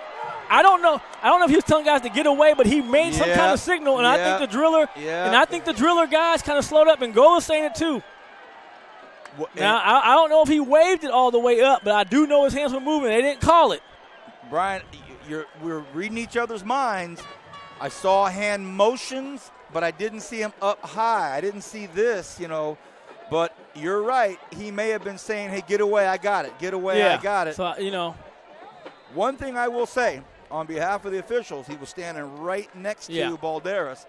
So the call that he made, I think he was telling guys to get away, like you said. Then he returned it. I didn't see it go above his hand, but I know, when you're going down, you got to be paying attention. But again, big playmakers, you don't want to put the ball in their hand to make plays. You called it, man. When he punted it, you said that's returnable. Ball can't be returnable with these guys. This 2 weeks in a row, you put the ball in a dangerous man's hand if you're the Drillers, and it's come back to bite you. A kickoff return last week, now a punt return. I'm angling stuff away. Look at all that field you had to kick it over there. Who cares if he doesn't touch it? And you look at Balderas, 4 of them. He's got 4 picks coming into this game, so he's used to picking off a ball and taking it the other way just as much as he is going out for routes. And it's a dangerous, dangerous dude, and you've been talking about him all night. That was a low spiraled punt, a dream for a return man, and he breaks through that initial pocket of defensive, and he was gone. And I don't care what the sport is when it has a ball, baseball, basketball, football, games like this. There's certain guys you're not going to mess with. They walk Barry Bonds a lot for a reason. Whether you believe what he did or didn't do, they walked him for a reason because you want to know why. He'll park it. So you got to just understand that certain guys you can't let them beat you. Like right there, I like this. I'm not letting the upbacks get me. It's offsides on the kickoff team. The score is 17-16, and just as we had all kinds of fireworks in that first half with regards to chains of possessions and big plays and not big plays and big defensive efforts. We start off the third quarter with some fireworks. BHS stalled on their first drive, a low, perfect spiral punt, a return man's dream. Yeah. And Balderas takes it, breaks through the wedge, makes one move, and my partner said he's gone. And he was only at the 50-yard line when Brian said it. Touchdown, Liberty, 17-16. That all-important 1 point on the scoreboard right now. What a second half we have. Now it's a little bit deeper kick. This time it's kicked over here to Denison. And he slips for a second, a couple of tackles, and he's still on his feet. Wrong guy. What a tough young man, Navante Denison. Caught it at the 34, and he finishes inside Liberty territory at the 45. So the superstar wrestler. Special teams, man, are killing these teams, man. You got to know you're kicking to. First of all, the driller switched out the return man saying you're not kicking to him. And I think I saw 17, Chris Deneau out there. I'm kicking the ball to him. He's touching the ball. Ochoa. This time a good pitch out there to Jones. Jones knocked out of bounds at about the 40-yard line. So you know they talked to him during that timeout and said, get rid of the ball earlier, make it cleaner. And what he did, he didn't hold as long and come as flat. So it kept that relationship. So now even if you have a guy, you can either play off the guy who's going to try to come stop you. Because he can't stop both. He can't stop the quarterback and the pitch man. 2nd and 5. Taj Wright. Way out to the far side on the left side of the line of scrimmage. Jones behind Ochoa. Ochoa decides to keep. Gets shoved out of bounds at about the 35-yard line. Very close, if not a first down. And you know, Vance, see that? Look at the adjustment he made on that. You got to give Ochoa credit. Now he's saying, you know what? I'm not going to string it out. I'm going to turn it up. If my pitch man's there, he's not. He's good. If he's not there, I'm going to go and get as much as I can. Because now look what you're at.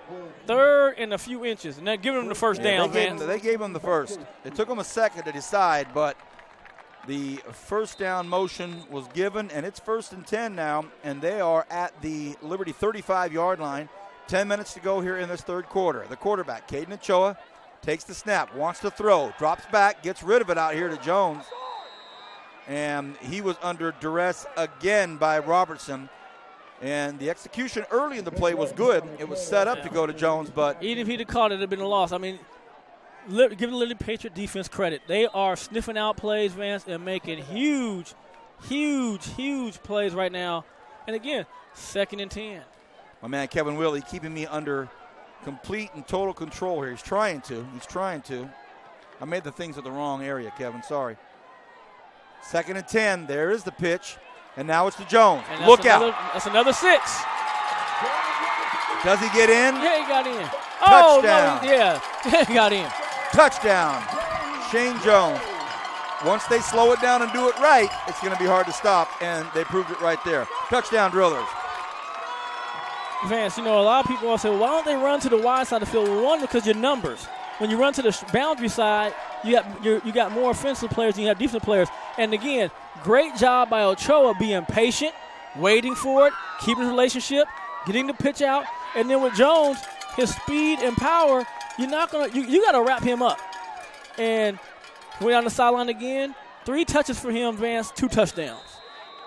Here's the 1-point PAT, and it is good. The Drillers continue to just go for the 1 right now. 9:47, back to a 6-point lead, 23-17. Remaining here in the third quarter. We're just basically underway here in the second half. And had a great chat with Jeff Scott, athletic director at Bakersfield High School. The principal is David Reese. He says the best in the Kern High School district. Assistant principal, Sydney Peterson, Cheyenne Bell. And then Anna Lovin is the activities director. Big night down there tonight. Saw Susan Chaidez, a lot of the staff down there helping with senior night. How about Liberty? I just had a nice chat with their principal, Libby Wyatt.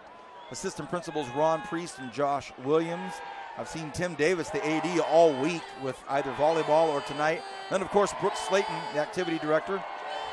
Thanks to Kern High School District, PAV Solar and Communications, Kern Schools Federal Credit Union, Premier Lighting, and, of course, Tony's Pizza. Who in the world is going to win the Tony's Pizza Player of the Game award tonight. It is still absolutely wide open for that.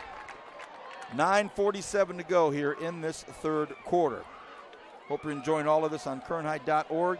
And with zero advertising, other than a Kern High School District newsletter that Lisa Kirsch put out, we are experiencing some unbelievable numbers as far as viewership. And some of the bigger games, of course, have had some awfully big numbers, but across the board, this has been so well received and so well followed.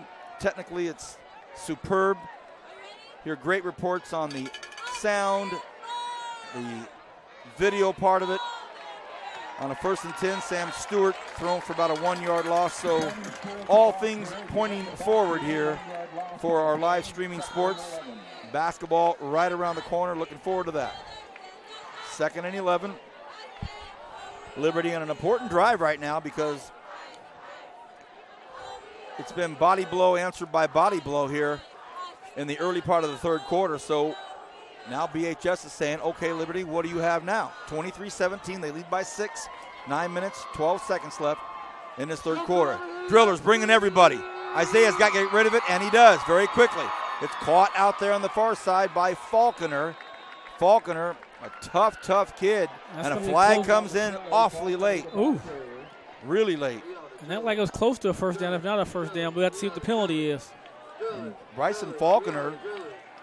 It had to have been after, though, too, Vance. So whatever yardage has to be claimed already. A face mask on the Drillers.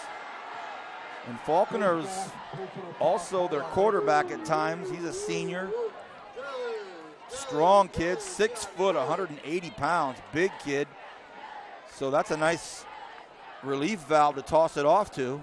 No easy task bringing him down, and the face mask. So it's going to be 1st and 10 at their own 45-yard line. And Vance, it was a big pass interference penalty that kept a drive going. The last one they scored on when they went to Balderas.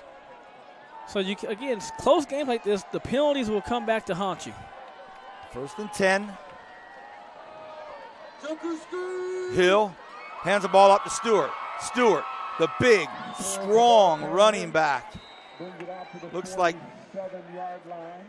one of the Renegades running backs, Lamichio Hill, a driller of last year, and Sam Stewart, a sophomore. And Vance, that's how he ran when we saw him against Stockdale, that tough inside running, strong frame, and just power ball.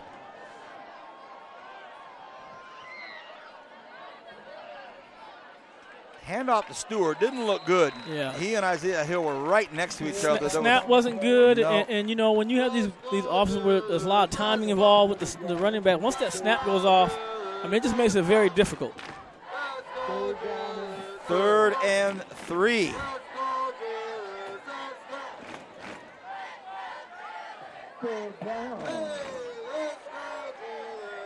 They say now 3rd and 4 officially. 7:41 to go here in this third quarter. What a football game. Big play for both teams right now in the middle of the third quarter. Hill went for a hard count. Nobody jumped. Fakes to Stewart. And it's caught out there. Flag right in the middle of the football field, though.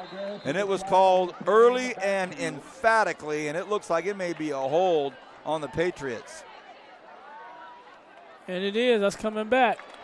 But I like what they did, Vance. They're going back to Balderas, and again, that's good coverage. Really, but he's just a big target, so you're not able to get around like you can normally. But what you gotta do is what Demison did. You gotta make sure you get him down. You can't let him catch it, push you off, and then keep going.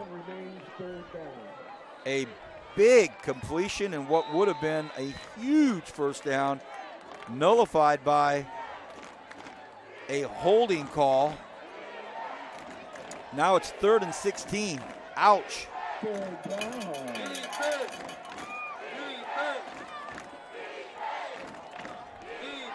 Here come the Drillers. Hill's in trouble. He's got to get out of there. He gets rid of it, and if that's caught, that is an amazing first down. But here's the flag. Here's the flag. It was intended for Balderas out there, and Navante Dennison was on him pretty tight. Vance, I mean, these are easy calls now. I mean, these aren't tough calls to make. There's a lot of contact. You're wrapping them up before the ball gets there. You're touching them before the ball gets there. They're going to make these calls all day long. And that's going to probably make it third and 1, Vance.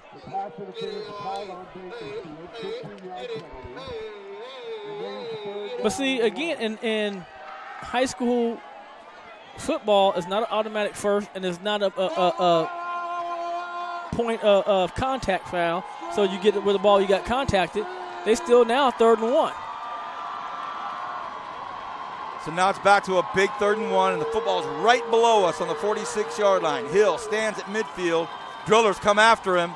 Oh boy. Can't do that. That. They got him. They handed it off to Meek, and there were 4 drillers on top of him. No dice.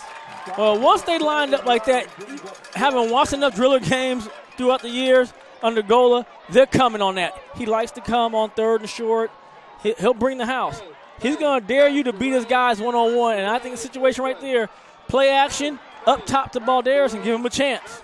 4th and 4, they have to punt it. So a win. Yeah, you can't take a tackle for a loss or a sack. Yep. Jones kind of. Oh, he's got a return ball now. He kind of jogs out. He kind of jogged out there, and here's the flag. It's going to be a block. That's coming back. Yep. And so Jones jogged out late. Oh, and look at this. And now there's 2 flags, and one is going to be, I believe, unsportsmanlike conduct at the very end of the play. So there's a block in the back on the drillers, and then a couple of drillers and a Patriot were getting into it at about the 33-yard line. Well, Vance, I was going to say, for these games that we've done like this, anytime Nixon teams and Gold teams are hooked up, they can get a little tense. And we haven't seen much of that tonight, but it's starting now. Let's see what the White Hat says.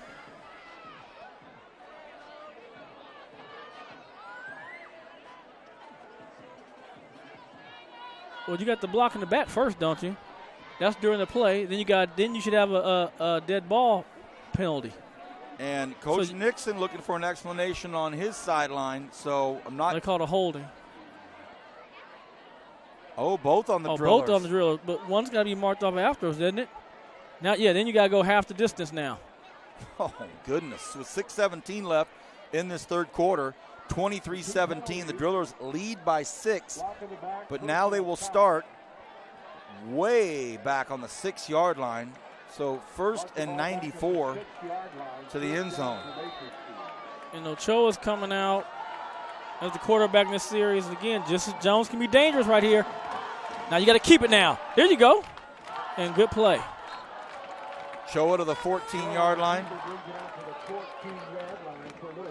And that was a smart read, Vance, because he wasn't trying to wait for the pitch, man. You need room, because you're going to need room to punt. If you don't get a first down, you need room. And that's one of the better plays I've seen him make tonight. Under 6 to go in the 3rd quarter. I'm Vance Palm, Brian Adams to my right, Kevin Willey to my left. What a season it has been for the Kern High School District's live streaming football. Ochoa pitches out to Jones. Jones looking to get as far out as he can. He cannot. A nice job out there by Marco Maitia. Nice job, Marco. Another senior for the Patriots. 3rd down and 1. Jay's down below us. Yeah, he's having a good time, isn't he? He's a 3rd down and 1. One of the all-time great local PA announcers. Here we go. It is 3rd and 1, and Ochoa might have been hit. He pushed through. I think they got to push through. Some extra muscle in there by that driller line and Caden Ochoa. And of course, the Patriots sideline saying no, he didn't get it. They gave him that progress. He got a little extra help right there with his teammates, and it's going to be a first down, I believe, Vance. Ball was marked at the 22. Oh, they're going to come in for a measurement. Yeah, and I believe that the reason they're going to do that is because forward progress was stopped, and then they pushed him back. So we'll see. You and I both to the naked eye thought that easily they got the first with the second effort. With the second effort, I thought twice. I thought he was stopped for a minute, and they kind of let it go. Then he pushed through. Then I thought that when he pushed through is when he got by the first down. That's the voice of Brian Adams, longtime partner, driller Hall of Famer, and dare I say UCLA Bruin. The Drillers get the first down. You can tell that. Let's be glad it's basketball season coming around. Hey, you got to be very thankful that your old partner here threw that in as the crowd was cheering for a Driller first down. That got lost on the crowd. No, Drillers having a rebuilding year, I guess. The Bruins. I think you got some adjustments. I think you got a new offensive coordinator. I know a lot of Bruin fans, didn't like Mazzoni, but obviously it wasn't Mazzoni because Mazzoni's over at A&M putting up big numbers. So there has to be, the offensive coordinator they got right now is unproven, no experience. And so look at this, a big play again by the Patriots, and it's the same old dude, Josh Robertson. And he's had a big game, Vance. I mean, he's had a huge game for the Patriots. He's their field goal kicker, PAT kicker, and he's making big plays on defense. And I know a lot of people thought with Bice being out, they'd be in trouble, but, this Liberty defense come to play. But the Vince, I think you got to try to go up top. Taj has not seen the ball yet. That's his strength is going up top. Let's see if they can get him involved. Ochoa throws it, overthrows it, and incomplete. And it was intended for Shane Jones. And Shane Jones is coming up a little gimpy right there, Vance. Looks like I'm not quite sure which. I wouldn't be surprised with this warm weather, Vance. If they haven't been hydrating properly, I wouldn't be surprised if you have some cramp issues tonight. Oh, boy. So their superstar. Yeah, that's what it is. She's responsible for. She's going to give him something, whatever their little cramp concoction is they have there. 3rd and 16. Ochoa goes to his left and stop. Flag on the play. Throws, and it is incomplete.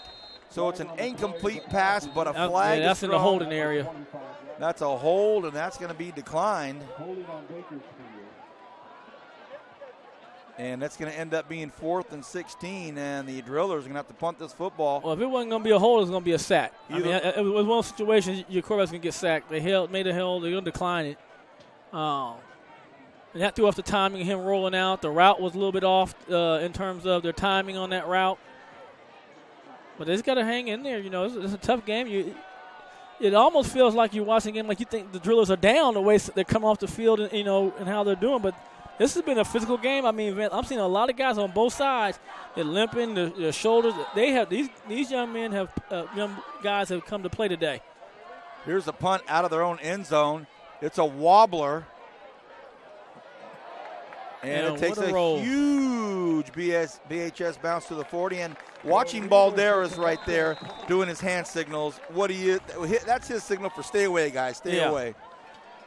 Kind of answers the question on that first one. So we're at 4:05 in this third quarter. 23-16. The BHS Drillers lead the Liberty Patriots. I've got Kevin Willie to my left. He went to school here at West High. He's back at his own stomping grounds. He runs everything technically for us. Brian Adams to my right. BHS Driller. Did everything for the Drillers and had some big games on this football field against the Vikings in his high school career. You know what's funny? We only got to play here one time. One time. Did you make it count? Yeah, they didn't beat us. Draw play for Stewart. Stewart breaks one or two tackles, and he lowers the boom. Oh, ball down. They're calling. So a big, strong run by. And that was Cam Williams in the middle of that, I believe, Vance. Big, strong run by. And Cam's coming back. Yeah, it was Cam involved in that. Now he's coming back quarterback.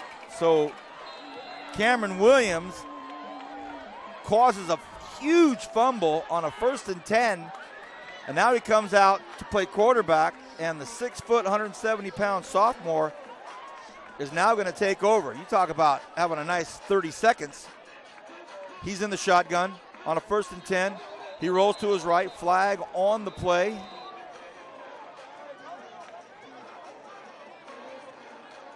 Ball start on the Drillers. I'm joined up here by some Driller greatness. Mr. Kenny Calvin. How you doing? One of the all-time great Drillers as well. One of the Renegades that can boast only 2 losses in an entire 2-year season. And now my partner for our Renegade broadcast, I said, "Get up here. Where are you at?" He wanted to hang out with B. Adams. Here we go. 1st and 15. Under 4 to go in the third quarter. Williams, the QB now. Williams on a keeper, takes a big hit early. He tried to cut up there, but he was hit instantly out there by Curtis Brown. Come on, Kim. Curtis Brown, not a number. That's a name. Yeah, he hasn't. That's his first time hearing his name tonight, Vance. I looked down to look at his number, and goodness. I'm going to turn my headset over, Vance, and let Mr. Calvin come in and do his thing with you. From one driller to another driller. Right now, these drillers on a 2nd and 14. Williams in the shotgun, and he's got Bishop Maxwell back in the slot, and they go a hard count. But I think the Patriots are going to say, look, there's all kinds of drillers moving, and that's what the call is. You know, we had Bishop Maxwell not getting set in that slot, and I bring in Kenny Calvin. How you doing, Vin? I'm doing great. Former BHS driller, former BC Renegade. We were supposed to kind of hook up earlier tonight, but our busy schedules, and I finally said get up here. Your thoughts so far in this big football game? I'm just glad to see the intensity pick up on both sides of the ball. You know, it's great to see the defense make some stops. Terribly played offensive first half, but it's looking like we're going to close out. 2nd and 19. Williams, that super strong arm, drops back, flicks one across, and it is caught. Look at this. Look at this. Touchdown Drillers, and it's Sean Jones. You know what? Shane Jones was Shane Jones was a teammate of my son in basketball, and I look at this kid and I say, this guy needs to have some shoulder pads on. So I'm glad he's doing the right thing, playing football and putting in some great effort. Great job, Shane. For the life of me, I don't know why I keep saying Sean, but we all know it's Shane. My apology to the Jones family. Well, now I'm in trouble with the Patriot fans. They're going to say, wait a second. You bring up KC, and they strike iron right away. They strike it. So touchdown Drillers, 29-17. Here's the PAT. They still go with 1, and this goes through. Kenny Calvin, hang on a second. I'm going to let you run out of here real quick. Tell us about your driller days, the years you played, and your memories. Well, the thing I remember most about being a driller is wanting to be one because I watched these guys compete at a great level. I remember being in junior high, going home to watch hometown sports, making sure I got to see B and my boy J.O.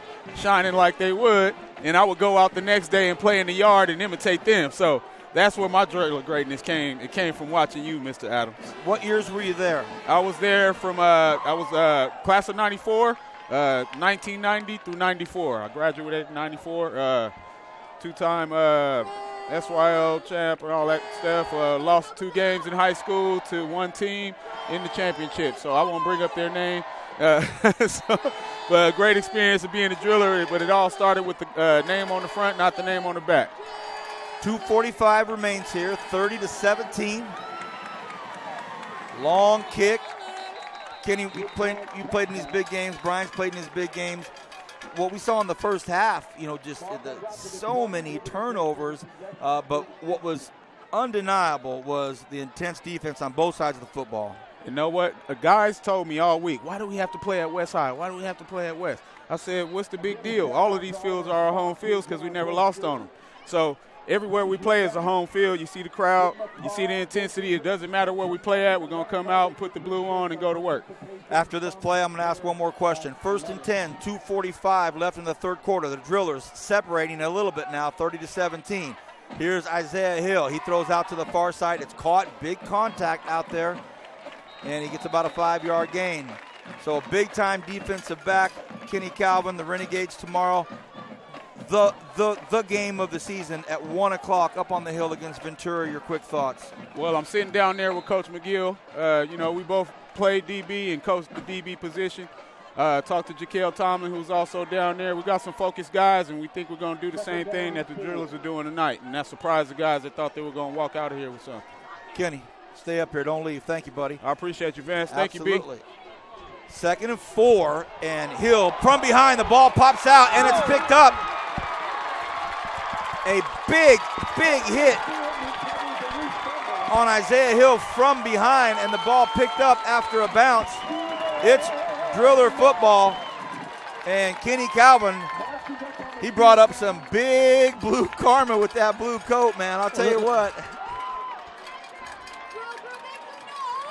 1:59 remains in this third quarter. Well, I'll tell you, Vance, they know I would come back. I got to come back once. I was injured one game, and I had a chance I could come on weekend. And it was Rodney Wright and those guys. They came in, did work, I think, in 92, 93, one of those years. That's another touchdown.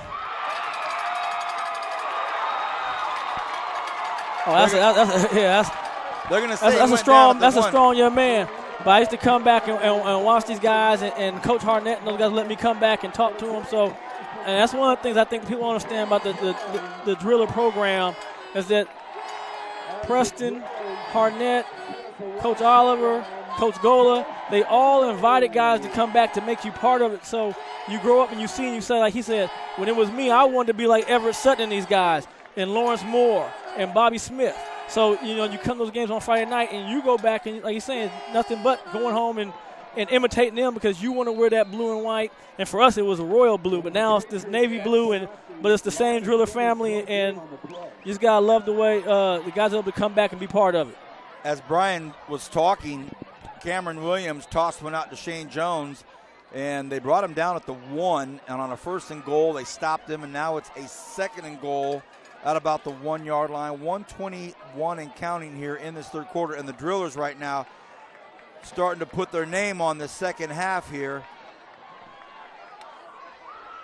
And look at this. A flag on the play, but we're about to call Trayvon Jackson's name, which we haven't been calling. He hasn't been in the game much, man. I don't know if he's a little dinged up, but I know that close to the ground, that's who's getting that ball. Flag on the play. And let's see what the call is. Oh, it's going to be against the driller, so it's going to go back 5 yards. But that just gives the guys a chance to throw the ball. Spoken like the true driller optimist. That's okay. Well, the reason why I'm saying that is because now he's got room. You can roll your quarterback out now. You can run your option now. So I don't think they're worried about that ball moving back. You want the touchdown, but I don't think Noah's really worried about it. I don't think they're worried about a lot of things right now. They're starting to get going, start clicking here. And Cameron Williams is such an electrifying player. They have the solid junior in Caden Ochoa, the electrifying sophomore in Williams. 2nd and goal from the 6. Fakes the pitch, throws, and it's a wide-open touchdown. What I tell you is going to happen, man. And, of course, Shane Jones is the recipient. And Shane Jones is already one of our Tony's Pizza Player of the Game. And if the drillers hang on here, I don't know if we'll have a 2-timer or we'll have some other guys. But with under 40 seconds to go here in the third quarter, the drillers starting to separate themselves from the Patriots. But, man, we're starting to see the drillers separate, and Shane's picking up. But early in that game, we can't forget about Justin McGill. When the game was really in peril in that first half, he's the one that had that touchdown-saving tackle that allowed the drillers to set the defense up and not give up anything but 3 points. And then he's also scored 2 touchdowns tonight. So he's had a really strong game on both sides of the ball. So we got some candidates. 20-point lead, which seems like it happened just like that. The drillers up 20, 37-17, under a minute to go here in this fourth quarter. The SWYL title 1 quarter away in 34 seconds. Well, man, for the drillers, it's really been defense and special teams. The offense is scoring, but they're not driving the ball like we've seen them do. It's been the special teams, them missing on returns, giving them a short field to work with. You're right. And then a turnover right there, great play on that defensive play right there to strip it, then pick it up. So offense still is probably not – they're going to have numbers in terms of points, but yardage is not going to be what they're used to seeing. But, again, it's a lot of time left for Liberty. Liberty has ability to have playmakers, and one is don't let him catch it, and he caught it. Oh, goodness.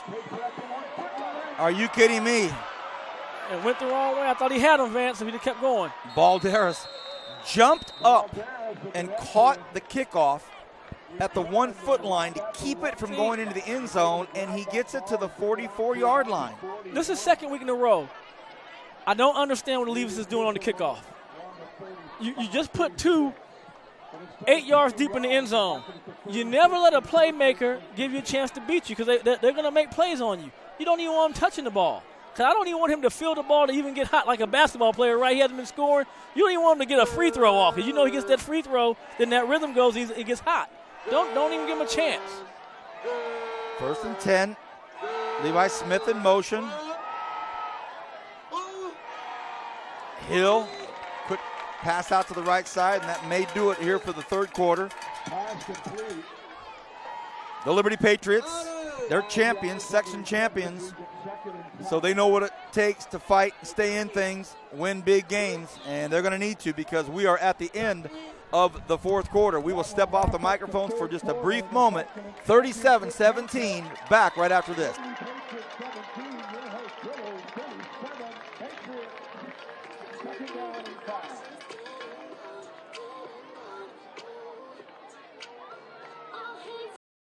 One thing about Kern Schools is you get to do your banking your way. I'm a traditional banker. I still like writing checks and visiting my branch. As a millennial, for me it's all about the mobile. And I'm somewhere in between. I still do everything online or through an ATM. So no matter how you do your banking, Kern Schools is always there. That's why we're the #1 financial institution in all of Kern County. Take advantage of our low mortgage rates, including 60-day rate lock and no cost to you. Purchase or refinance your home today.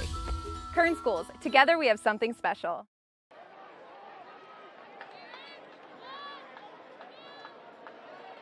Hey, Joker, when I say let's go, you say Julius, let's go. Let's go. Let's go. I just done it. Oh, that's Semantic the challenge. Oh, hey, y'all killing that. Oh. Hey. Here it is, start of the fourth quarter. Liberty's got to score a few times. And there's a pass down the near side. And a flag on the play to start the fourth quarter, and I think that's going to be, it's going to be against the Patriots. It's a holding call. The score is 37-17, 20-point lead for the Drillers, and both these teams obviously going to be high seeds in the playoffs. You know, there was talk about whoever wins this gets the second seed, and I don't want to get into seedings tonight. It's very premature, and all that takes place tomorrow. I don't have scores from up north, but that Central team has been rolling over everybody this year. So if they take care of business tonight, they'll be the #1 seed. And then there was talk about whoever wins this game ends up being the second seed, with the loser really not falling too far below fourth, maybe fifth. So it's all about the league title and bragging rights in the city the next 11 minutes and 54 seconds. Well, I'll tell you this, man. We talked about this going into the second quarter. Balderas has to touch the ball at some point consistently. Drillers rush 5. Oh, and it pays off. They get Hill quickly. You know who's in there. Oh, boy. He did it again.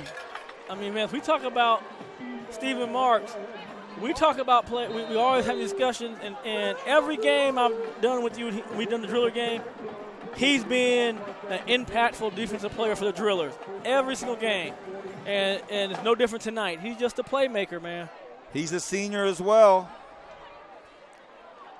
Kevin's studying the board. He's studying the board for Tony's Pizza Player of the Game. I can read your mind. You're looking at names and numbers.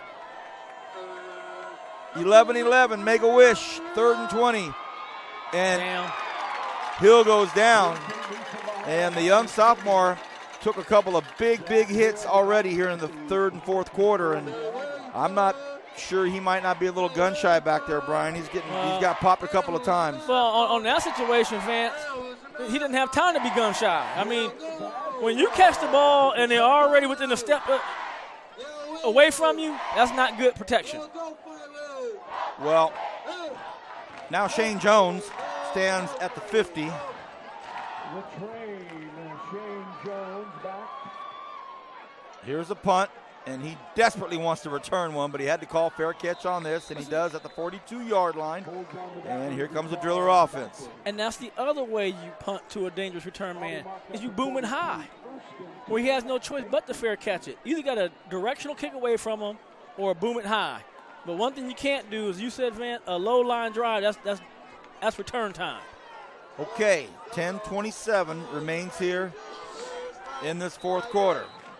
Big football weekend. Championship games tonight. Tomorrow, 1 o'clock up on the hill. Afternoon game for the Renegades. Here's a quick pitch out to Gage. And Turner steps out of bounds at the 45, 46-yard line. Knocked out of bounds out there by Emmanuel Cardenas. Good run right there. Great job of reading there by Williams. The pitch relationship was still intact. Brian Adams wish he had a uniform on tonight. He'd have some fun. Jay down, our PA announcer saying Brian Adams wish he had a uniform on tonight.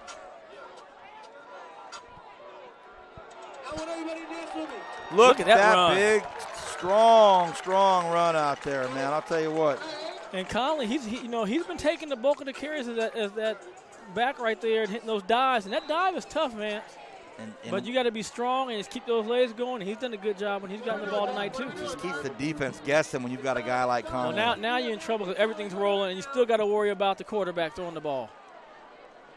Oh, they're over there taking pictures already. I mean, you might want to wait to the 2-minute mark, but I've been where they've been, Vance.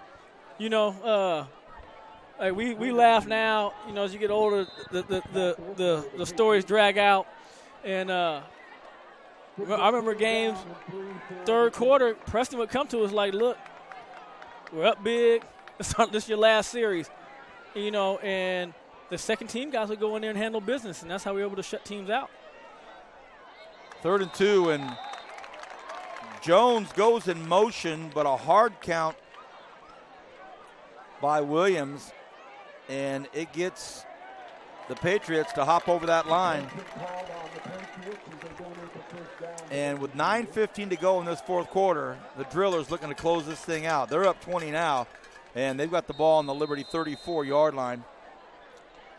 So for a game that for 2.5 quarters, 3 quarters is pretty close, the Drillers now taking care of business. Kind of a weird pitch there. Jones had stopped running, and Williams tossed the ball to a guy that was standing still. That didn't work out. I would like to see their pitches get a little bit better on that. They've been a little dangerous on those pitch relationships sometimes. I think the quarterback's got to do a little bit better job of realizing that's just not a good time for me to pitch the ball and just eat it. Liberty came in tonight averaging 200 yards on the ground, 130 in the air. They had a total of 32 touchdowns. And the Drillers really not that demonstrably bigger. Here comes Williams. He wants to throw. He tosses one up down the far side, and if that's caught, that's going to be an amazing catch. And the Driller fans looking for a flag out there. Not going to get it. Pasco covering. I mean, I'm telling you, Vance, and I keep saying this, as a sophomore, he's right there with the Cody Kesslers and the Derek Carrs, high school quarterback, with the throws we've seen. That's a collegiate pro-level throw. He's throwing to where he's supposed to be at. He's not waiting on him. If the receiver would have kept running, too, he had a better chance on that one. I didn't see what number it was. But you got to understand, when you got a quarterback with an arm like this, you got to keep it alive. See what? He wants to throw it still. Now he's going to go. He gets flushed out of the pocket, and Williams gets run out about the 26-yard line. He slipped and fell over there on the curb, and everybody over here in the he had to jump over the table. Everybody in the Driller sideline just went, oh. Yeah, he had to jump over that table. He jumped over the table. So he's a very athletic kid, Vance. Cameron Williams is who we're talking about. And only a sophomore, Vance. I mean, that's what's scary. I mean, he's making throws like this. He's only a sophomore, like you said. What was he, 36 of 60? 36 out of 60, 925 yards. He's got a quarterback rating of 129.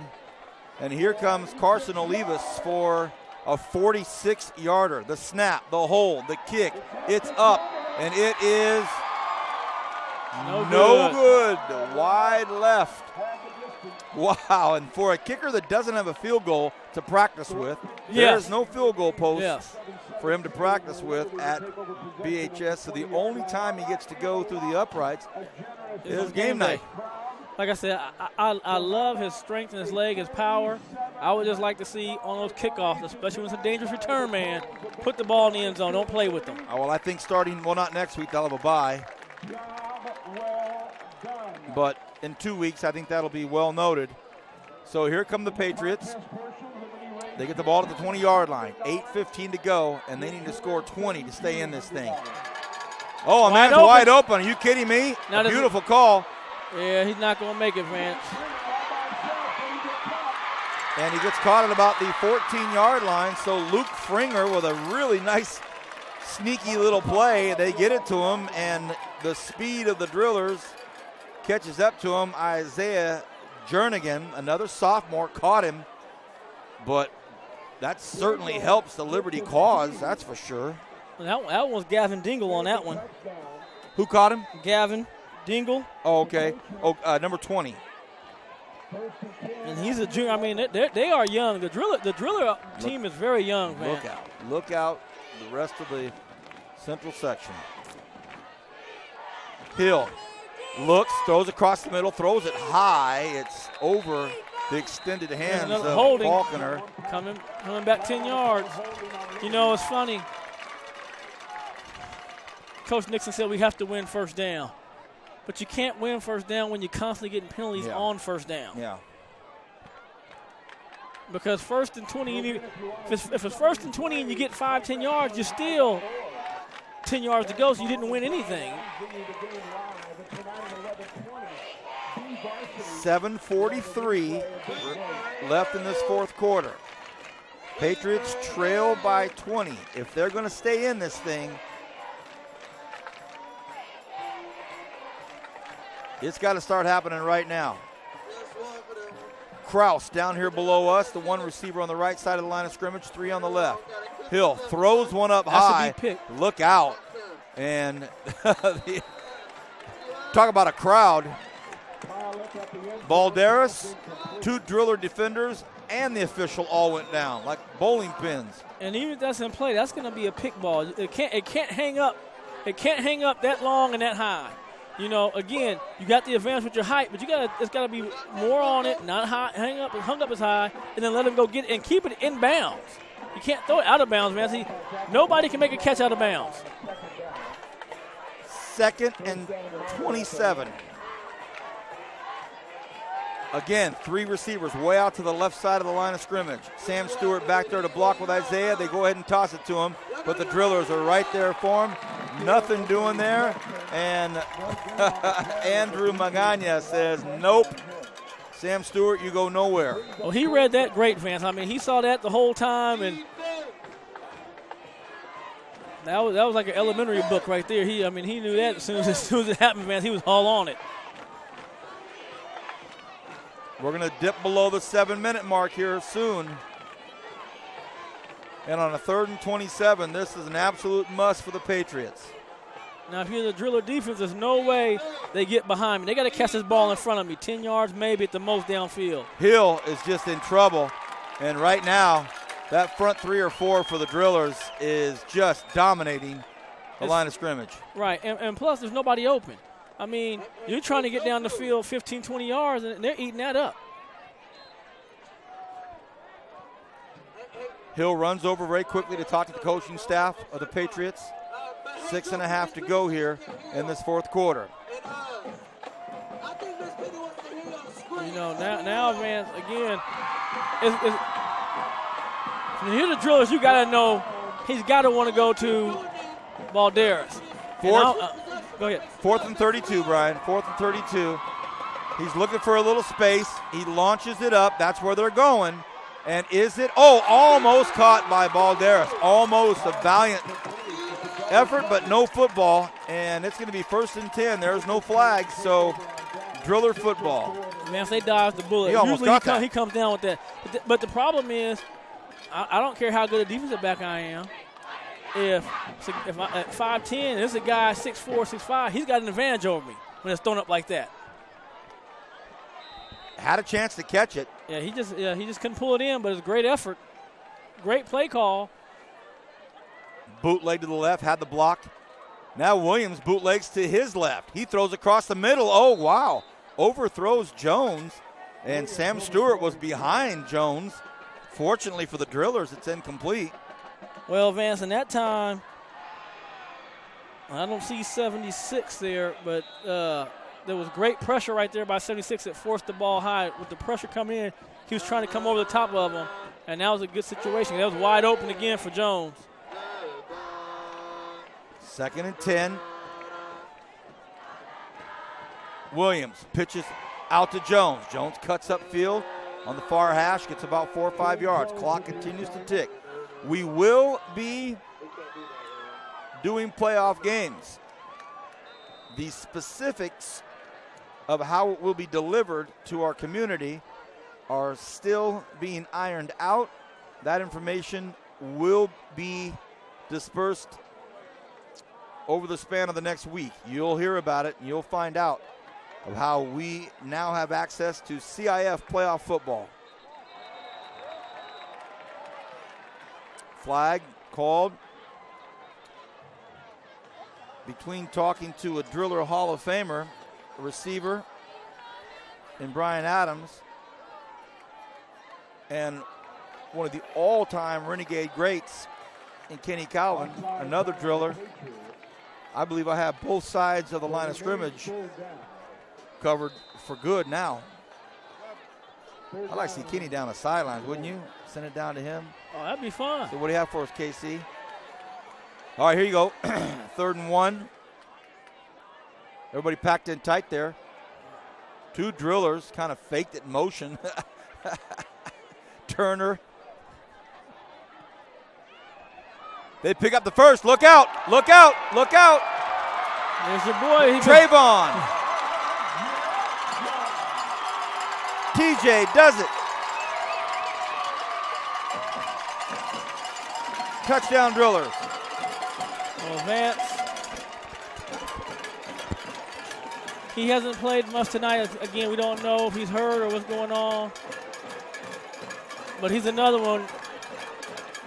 I mean, they have some special guys out there, Vance, at high school level. These guys are playmakers.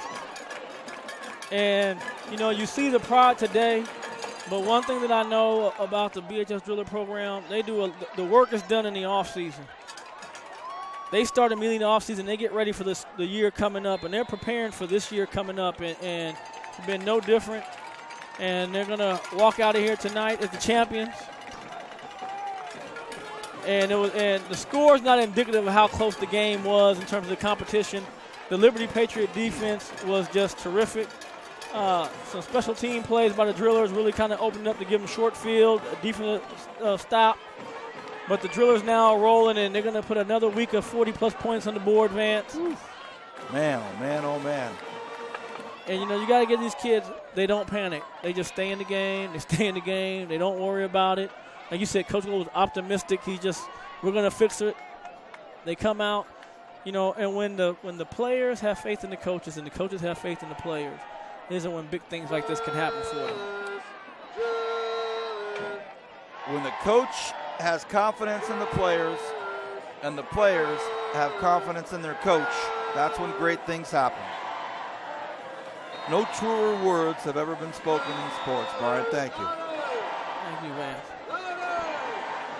Well, see, no chance. And that's what you got to do every time. Because he can do it. You know, Vance, if he couldn't do it, I would say something different. But, I mean, he can do that at the wheel. That's an at-wheel kick for him. Olivas goes deep. Look at Steve Porter.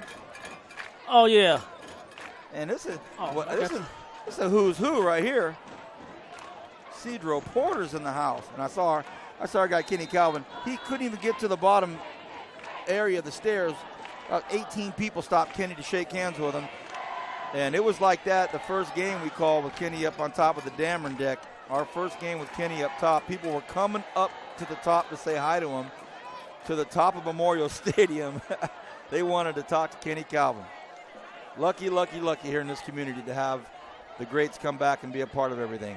1st and 10 for Liberty. They give it to Meek. He cuts upfield. It's about the 26-yard line.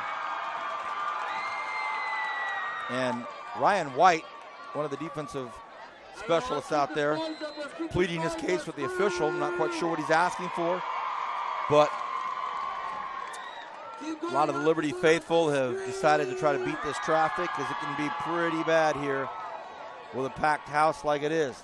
No Driller fans have really left yet. They want to be a part of this celebration. And Isaiah Hill, now coaches now need to take in consideration they've got the playoffs coming up. They've got games to play still, so don't know who gets a little time, who doesn't get a little time, what they do, what they don't do. As we see Antoine Thompson come off and the big sophomore getting some high fives, number 77 down here. And this a First and 10. First down to the Patriots. Sam Stewart and Meek both back there with Hill. They give it to Stewart. Stewart breaks through the line of scrimmage. Look at this big run by Sam Stewart. He gets to the 50. He's at the 40. And he'll go out of bounds at about the 31-yard line. No quitting. No quit at all. Again, Sam Stewart Jr. is a sophomore. Yeah, he's 5'11", 192, 650 yards, 11 touchdowns coming into the night. They go the Jones boys in the red walking down. They say, hey, he just do what he do. They say, Brian, I said, what's going on? B, he just do what he do, B. About Shane? Yeah. Justin and Roger, they down there. That's what they told me. They said, Brian, he just do what he do. Well, he's doing it great. Shane Jones easily going to go into the 1,100 mark area for all-purpose yards. Oh, yeah. That wasn't even in question. 3.5. Left here in the fourth quarter.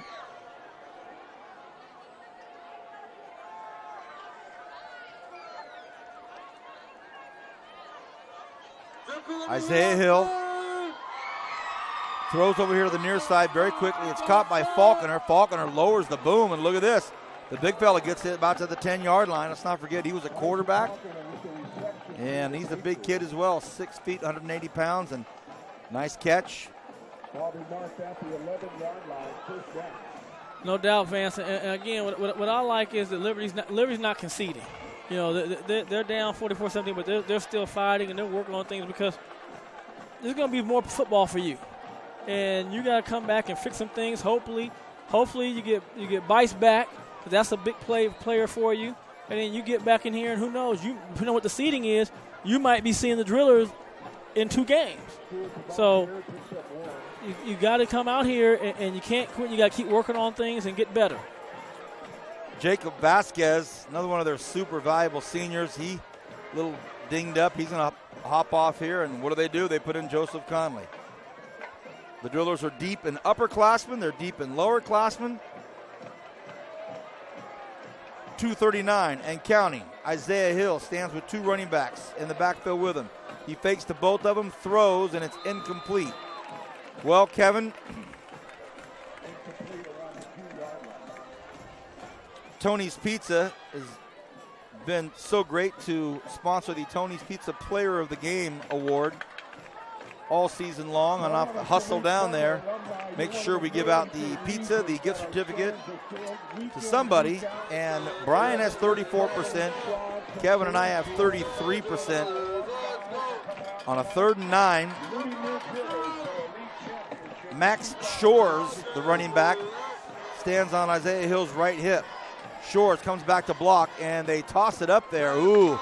And I'll tell you what, Navante Dimison was thinking 90 yards back to the house. Kevin, your thoughts on which one, big man? Your thoughts on Tony's Pizza Player of the Game? There's just too many guys to pick from, so I'm going to leave. Nope. I'm leaning towards McGill. He had a really good first half of the game. And Brian made some good comments about him playing good on both sides of the ball. But 4th and 9, Liberty trying to keep the drive alive. Hill flushed out of the pocket, tosses. It could have a touchdown. Oh, he had a man. He had a man open, overthrew him, and that'll finish that drive, and the Drillers will take over. Keep your thoughts going, Kevin.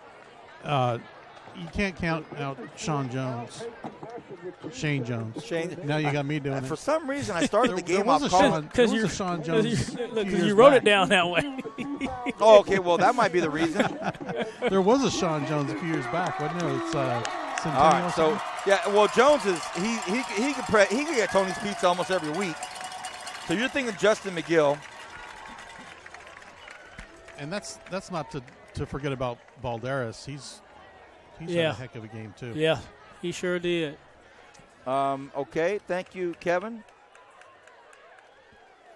Brian? It's you now. You up. You, as they say, you at the plate. I'm on deck. Well, I look across this board that we use and look at all the different names. With a 44-17 score, it's going to be a driller. Like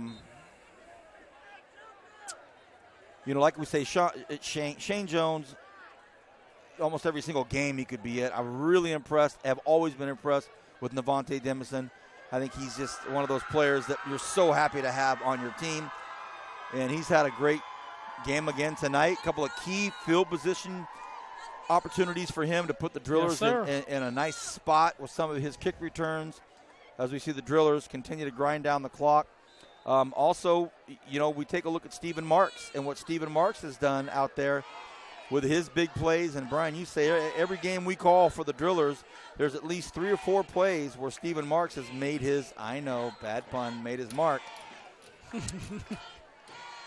But not to be a bandwagoner, but I just agree with both points that you guys have made, and I'll let you know who my pick's going to be here in a second. 3rd and 8, and the Drillers trying to run this thing down.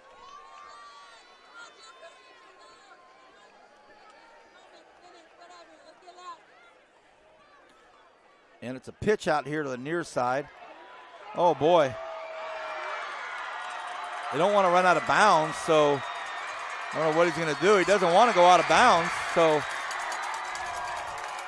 you could tell that Bishop was looking at the sidelines, but he's thinking, well, wait a minute, I can't stop the clock. I'll get in trouble for that. So he just kept running, and finally they brought him down. The quarterback, by the way, is Gage Turner. He was quarterbacking on that play, and now I think Coach Gola will probably go down on a knee. But we better get going. I'm going to agree, Justin McGill. Okay. I'm going to give a shout-out to Josh Robertson. Thought he had a great game. For the Patriots. Johnny Balderas thought he had a great game for the Patriots. Just had to save the touchdown right there. Can't say enough about Navante Demison, the matchups he had and how tough he played. Shane Jones every week. I mean, again, Cameron Williams could have got it. He threw 3 or 4 touchdowns himself. But I just think what Justin McGill did early, the 2 touchdown receptions, and that big play to stop it where they didn't get the touchdown to get the field goal early, and the plays he made on defense, I think Justin McGill this week earned the player of the game. Tony's Pizza, player of the game, Justin McGill. But bigger than that, the Bakersfield High School Drillers moved to 8-2, 5-0. The SWYL champions of 2016, the Bakersfield High School Drillers, 44-17 is the score. What a football game. Brian, before I run down there, your final thoughts. Vance, it was a good season. I want to thank you and Kevin for allowing me to be part of this, and also Stan Green. Had a great time coming back out of retirement, I guess. Man, we've loved having you, buddy. And looking forward to some playoff games and continuing to support the young kids playing high school football out here. Kevin, before I run down, give us your final thoughts. You've been a part of this since day one. We started this, you and I, with Stan, so give us your thoughts, Kevin. I'm kind of like Brian. I keep trying to run away. And I just keep pulling you back in, Al Pacino style. I just happened to call you at the beginning of this season just to get your phone number, and here I am into the football game.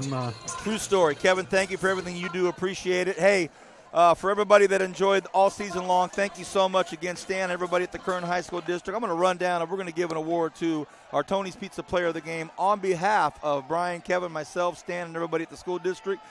Stay tuned. We've got more football coming up in the next couple of weeks of playoffs. But for right now, thank you. Have a great weekend. Good night. God bless.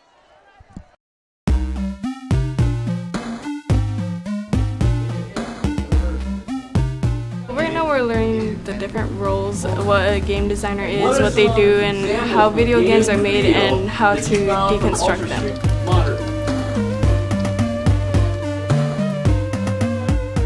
We're also going to be teaching the hard skills, which includes learning the Unreal Engine. And what the Unreal Engine is it's a game development tool that students will be able to use to make their very own video games. And this is something that actually industry professionals use every day to make some of the top-selling games. They're all the same size. You're all on the same plane. There's no undulating terrain or anything like that. Our instructor, he's really amazing. He encourages everybody. He's really fun and he makes learning fun. So they've got top-of-the-line computers here, and they're set up to excel. I would be surprised if other students their age coming out of high school would have anywhere near the level of expertise that these guys are going to have.